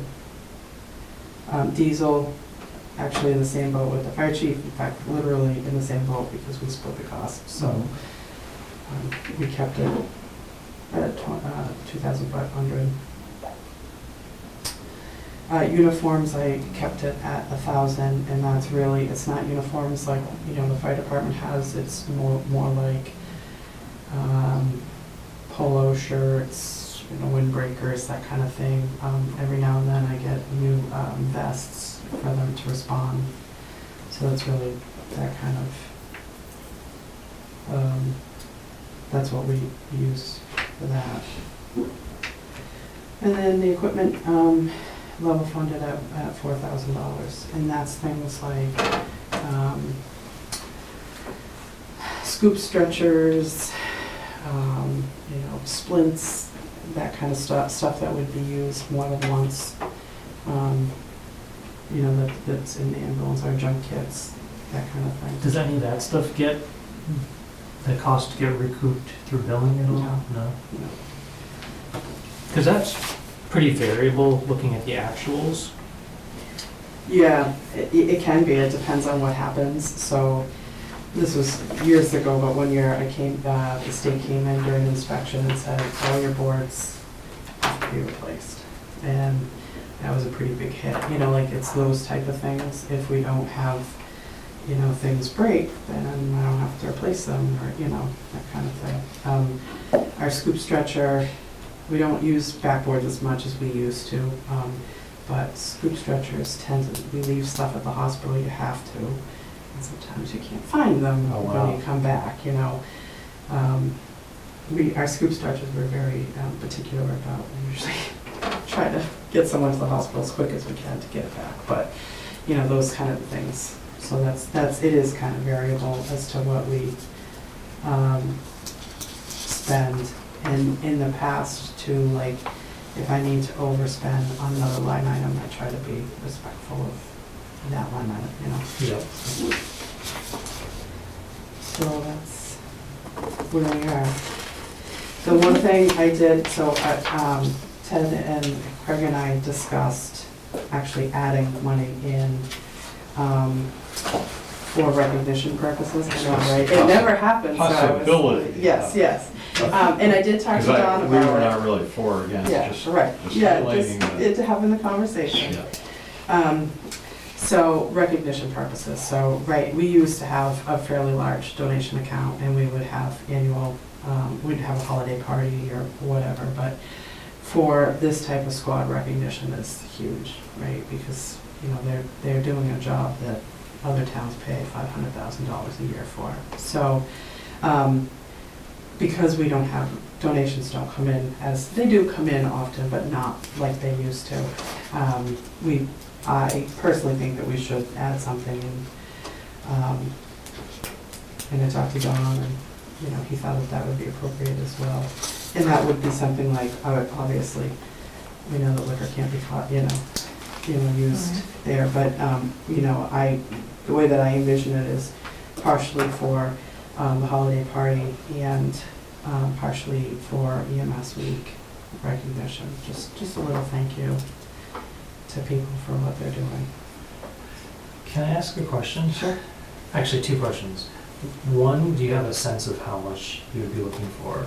And two, would you ever consider throwing that out onto next door or something as just to see in terms of donations? Because I would almost think you might end up getting more. Yeah, so what I was thinking of was $1,000, I think is, completely reasonable. So the problem is we're not a 401c3, 501c3, right? Yeah. So we can't solicit for donations, which wasn't a problem before, but, we can't solicit. We've talked about doing the paperwork, but that costs about $1,000 to get. So you just assume. Yeah, so, so. Take the 1,000. We'd have to spend that money anyway. So could we do, fundraising for it? We could if we got that. You need to set up a Friends of kind of organization. Are you not allowed to solicit this, or just not allowed to solicit and say, by the way, this is tax deductible? Yeah, I was. Yeah, it's the tax deductibility. It's the tax deductibility. So if I give a gift to you and you're a 501c3, I can deduct it from my taxes. I Right, can still give a gift to you, but Right. then you're not, right, but I don't get any tax yeah, recognition. yeah. So, in the past, they've told us not to solicit just because, so. I was okay with not soliciting, but that's, And in the past, Margie has taken her own money and either in whole or in part paid for these things. So Yeah. that's what Craig and I thought should be discussed with Don. That's not a good Not a good practice. It's not good practice. No. Yeah. But they're doing a huge job for us, so it needs to be recognized, you know, and I get it, you know. I got a different question. Do all ambulance departments have cadet programs? No. Think so. And how did ours come about? Yeah, so 30 years ago, actually, 31 years ago, actually now, the program came about, it was modeled after a program in Connecticut. So we are one of 2 in the state, and there's only a handful in the country.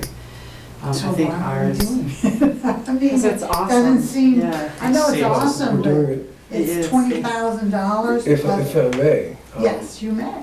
We're doing it both for education purposes and we're getting incredible EMT value out of it for the town. We would have to have some number of full-time people, not unlike the staffing that you have for the fire department or the police department that would be paid. This program educates kids that have gone on to be doctors and ambulance directors and things of that sort. And while they're in school, they provide the service. They're learning, but they're not getting paid for it. So you it's might an incredible lose that bargain. 20,000, but you'll end up It's an paying it incredible bargain for the town. to get more people on call. Yeah, and so it Um, also, so 31 years ago, we found ourselves in the same situation where there wasn't, you know, people that were Right. qualified and skilled that could run daytime calls, that we were, you know, in the evening and weekends it was okay, but the people that ran the ambulance 30 years ago all worked outside of town. So this was an outside the box type of thing to staff our ambulance during the day, and it stuck, and it, you know, more so now is just beloved, and, you know, it certainly is saving the town a lot of money, but So when do I guess they go to classes for this? yeah, yes. so this is outside of their high school day. They go, the first year, they go through the same class that any other EMT would go through. It's about 6 hours a week for probably, I'd say 7 months, 6 months that they go through the class. And then they sit for the certification exam. And then the following year, when they start going on calls, they do 3 hours a week of additional training. So they're training more so than I'm training, you know. Yeah, I know, because, you know, in the school environment, when the alarm goes off, they drop everything and run, and you That's see that, and Yeah. everybody's, you know, cheering them on. Yeah. Is there a limit? Because there's so many can fit in the car, you know, so, Yep, so we run 4 people on a crew, which is stretching it, you know, because we want them to get as much experience as they can. It makes them better EMTs, but we also don't want to overload the, you know, if you're sick or injured, you know, last thing you want is 50 people looking at you, right? So, so we run 4 in the car, and then. how many's in the program? So in the program, we take about 16 to 18 Wow, a I year. didn't realize that. Yeah, and we actually turn away I bet. about 20 a year. Probably Wow. between 5 and 10 years ago, we were getting upwards of 30 people and decided that we just really couldn't handle it. And so that's when we started restricting it, and so we've been turning away a lot. So it's hugely competitive, and so there's a very elaborate application and interview process that people have to go through, and the commitment that the kids have to make is basically a 3-year commitment. And one thing to add to all of this that's crucially important in this is that what we got the state to do 30 years ago was to lower for us the age that somebody could be an EMT to 16 and a half, where normally it's 18. And that allows somebody who's a junior in high school to be able to do it. If you only allowed 18, then you may get a few seniors, but there are some you're definitely not going to get. The state approved a series of 5-year waivers on this. We worked very closely with, and they have to report on a quarterly basis to the Office of Emergency Medical Services about the number of calls people go on and all sorts of other statistics from the squad. And they kept doing waivers from that office. 2 years ago, they decided that they wanted to change that, and it's still in limbo. But what our plan and hope right now is that there will be some kind of either legislation at the state level or an executive order in the governor's office that will institutionalize the program for good. And part of what proponents want to do is to set up us as a model so that, and build the regulations around it so that other towns, if they wanted to, could do it. Right now, it's just Harvard and us. In the But- state? In the state, but there are others Really? there are others who are interested and who have approached us, have talked with us about what they need to do. But until they resolve this, how are you going to regulate it, which is supposed to be resolved this year, then they're really not getting others. But we're basically unique in the state with this, and it's Those it's kids are amazing that trained, it's lasted the way that it It's has. crazy how much training they do. Yeah. How does it work with school vacation, especially in the We summertime? cover that. So if there's a snow day or school vacation, we put on a second EMT. And in the summer. And In then the summer, the DPW, when they're hiring summer help, they Oh. hire Right. cadets. Cadets. Yeah. yeah, we So did they this some stay in years town. ago. We set Smart. this up with Harold about 15 years ago, I would guess. It's actually, I think, because it was even, yeah. It probably was. I I've think lost it was track. going on, well, they were hired at the school at some point too. So you're covered every Yeah, I every know that. Yeah. Monday through Friday. Right. From 52 7 7 to yeah, 5? 7 to 5, 7:15 to 5. Although I think they're technically on at 7:30. They're eager, and, we get a 7:07 call and they're there, Does this also cover Stowe and Lancaster? Yes. Yeah. Well, so Stowe and Lancaster residents, but we only respond to Bolton. Okay. But there are cadets from there, Sure. and they've produced a number in their own towns. And the other thing that the program does is that we offer it essentially at a discount to adults from Lancaster, Stowe, and Bolton to take the course. So we've produced a lot of EMTs who have gone on either in their own towns or other places, who've sat side by side with the cadets in their things. And so it really revolutionized a program that was not exactly professional, if you will, and I don't mean that in an insulting way to the folks who were running it at the time, but I mean, it was a shoestring operation almost, kind of subordinate to police or fire, and the cadet program really gelled everything together and really emphasized what it was that it meant to be an EMT and what it was that was needed to get done. And all of the exposure that we had with the state and stuff just kind of got a lot of people interested in it at all different levels, but it's been an amazing thing. So probably about half of my squad has gone through, myself included, that program. And then I probably get maybe 2 or 3 years, I get a crop of about 4 people who are really interested and go on calls. And it's really helpful over the summer when the adults take off and go on vacation. The college kids are usually around, eager to go on as many calls as they can. So it really feeds us. It doesn't necessarily help, when the college kids go away to school. That's kind of a bummer for us, but it really is a feeder program too. So it's something that we really want to keep around. And its reputation in the school is amazing. Oh, I haven't seen it, I saw it. 2 out of my 3 kids do it. It's outstanding. Are the recognition dollars in here or? No, they are to be not. No, so that's considered? to be considered. And Don and I discussed if we were going to do that, potentially putting in a line that says recognition. And how much were you thinking? 1,000. I think that anything we can do to increase the likelihood of this program continuing and just generally make the people in it happier is a good idea.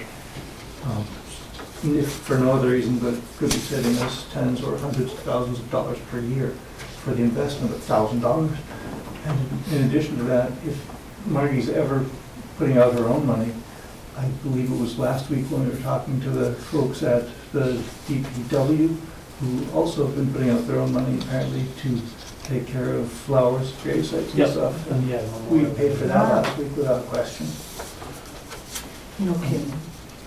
I don't know in all these years. I don't think it happens every, I don't think it's It wasn't necessarily all the time, every every year. year, some, Yeah. Even so. some more, you know. So not to be overly like process oriented, but are you making the request now? Yes, Are you still yes. talking to Dawn about No, it? no, Is no, it- I'm making the request. Okay, and then in terms of a line, Can we add a line item? Recognition or what? yeah, like just, I don't know, I'd have to look Yeah, she'd have to check her system. and see what the, Why don't you come back to us with a recommendation and ask me? Well, Talk to it's- Dawn? I'm just talking No, account she just number. needs to know. We can that do the money. There's a- We can, Yeah. we can She vote can- now. There's a uniform Two account, words. account number system. Sure. I yeah, don't know what it would be off okay. the top of my head, but. So the bottom line would be 193, 206. If you were to agree to that. So I guess I would entertain a motion to approve 231 for a total of 193, 206. So moved. Second. All in favor, say aye. Aye. And then we'll leave it to Nanachka to figure out where to throw that $1,000. The other thing I want to mention for capital, so the ambulance this year, so I forgot to put the ambulance on capital request this year. Brian's face. Yeah, I'm like, you got your $1,000 and now you're wow. So we Oh, put it, we've been keeping it on there every year, and I forgot to do it this year. It was on there for 2020. However, I don't think we can push that back 1 year. So I would say that 2021, but I think we should be, last new ambulance, we waited 7 years and we found ourselves repairing it more often than not, so. So do you have Just- repair records for the one now that you have? I mean, we would want to look at that. Yeah, and again, I'm not asking for it for this year. I So- think that 5 years is too. This was Right. last year's capital plan that the capital planning committee did. So this was March 2018, and I had your ambulance for FY '21. Oh, okay, So are that's fine. So you're leaving it there? Yeah, Okay. yeah, Unless but we'll the leg is discuss it, 22. yeah. Yeah. Well, that's, Well, we'll discuss it next year. Let's see how it goes, but yeah, I forgot to put it, so I'm glad that you have a spreadsheet that keeps Shows track of it, it, because I just completely forgot to put it in. okay. And it seems ridiculous that it's already coming out. It is ridiculous because I remember Yeah. sitting on the board. What causes the ambulance to die for 7 years? So a frontline ambulance is, the lifespan is about 5 to 7 years. And then a lot of you can absolutely use them after 7 years. It's just they typically become second line ambulances and they're not the main one to go out.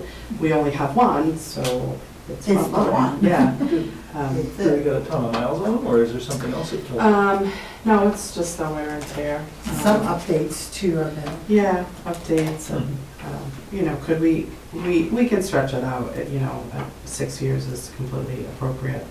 The last one just didn't make it, so the problem is not necessarily that you're putting money into it, the problem is that you spend a lot of time repairing it. So it has to go to North Attleboro and it's out of service, and That's a I lot. think one time it was out of service for like 13 days, Mhm. and we have no ambulance in town, Yeah. so. Is North Attleboro the nearest place that can repair an ambulance?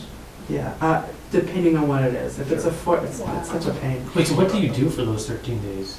Well, Another 10. so I have begged before and borrowed ambulances, and that just keeps me up the whole 13 days, because I'm thinking, What if gonna want something back? happens? yeah, but also mutual aid, so like if, the, last time that we're out, I called over to Clinton, I was like, we don't have an ambulance, so we're gonna be calling you if there's something, if we need. Do they one." have So- more than one? They do, they used to have a spare one, which is why I had called them, and they don't have their spare one anymore. And so they, we just agreed that it would be easier for them to keep they run 2, potentially 3 ambulances at a time, so that they would come over here for mutual aid if necessary, so. They should make better ambulances. Yeah. Yeah, Somebody, I feel like there's a business opportunity here. well, that's it, Maybe we should you said it a few years ago, or maybe it was someone make else Brian that, unhappy. it Maybe should we be a buy an business, it ambulance shouldn't be up earlier. to the town to have to The worry one about that buying an killing off ambulance, we should just as contract. a reserve and And have it have at And least we're a few more years of life. That was and- Brian. Yeah, we could absolutely, so that's, Brian Cody, Mr. that's Lees, right. Mr. Lees. we do need to have that conversation as to whether or not it's the right time to keep. We talked about it, the last new ambulance we bought, and, what you trade them in and you do get money for them, but you get Not much on, not not much. much. So of how a much return does a new on that. ambulance cost nowadays? It depends on what is regulated at the time. Our last budget, I believe, was $275. Yeah, $275. Yeah. Yeah, so, and we typically take that out of receipts reserve, which is why I'm bringing it up, Right. because we can't deplete receipts reserve entirely this year, knowing that next year, because I think that was one of the reasons why we pushed it off for a 7th year. Last time was, we forgot to look at the receipts reserve. So there should be enough to pay for it though. So Yeah, that's- we say we would. Yeah, so that's receive- good, yeah. we would leave it. Right. Yeah, just something to think about. Thank you for putting it on our radar. So I think And I'll we're, try to remember it next year. Well, see, those are the best capital expenditures. Right. He already has the money Got the money saved for it. Yeah. I have one other kind of question. Is there an article on the warrant for increasing the amount that can be spent out of their revolving fund? They haven't asked yet. I mean, there is an article on, you have to renew it every year, but nobody's asked for an Okay. increase yet. Okay. When do we need to make that request? Because we talked about it.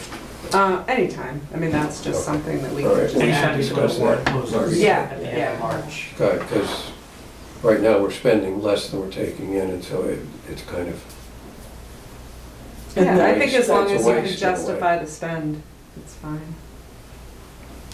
okay, we'll get back to you. Because I think right now it's like 2,000. Yeah, It's like- something- it's a I can't bizarre remember. number, actually. Yeah, I don't know where. Yeah, so, all right. Thank you, Thank you. Marty. And before we adjourn, I just wanted to talk briefly about next Tuesday and anything else that's on people's minds. Thank you, Ken, for that cadet education. So I'm working with Linda to try to reconfigure next Tuesday's schedule a little bit, and we're gonna delay Neshoba coming in because they won't even have had their own internal budget meeting yet, so for them to come in on the 12th would be right.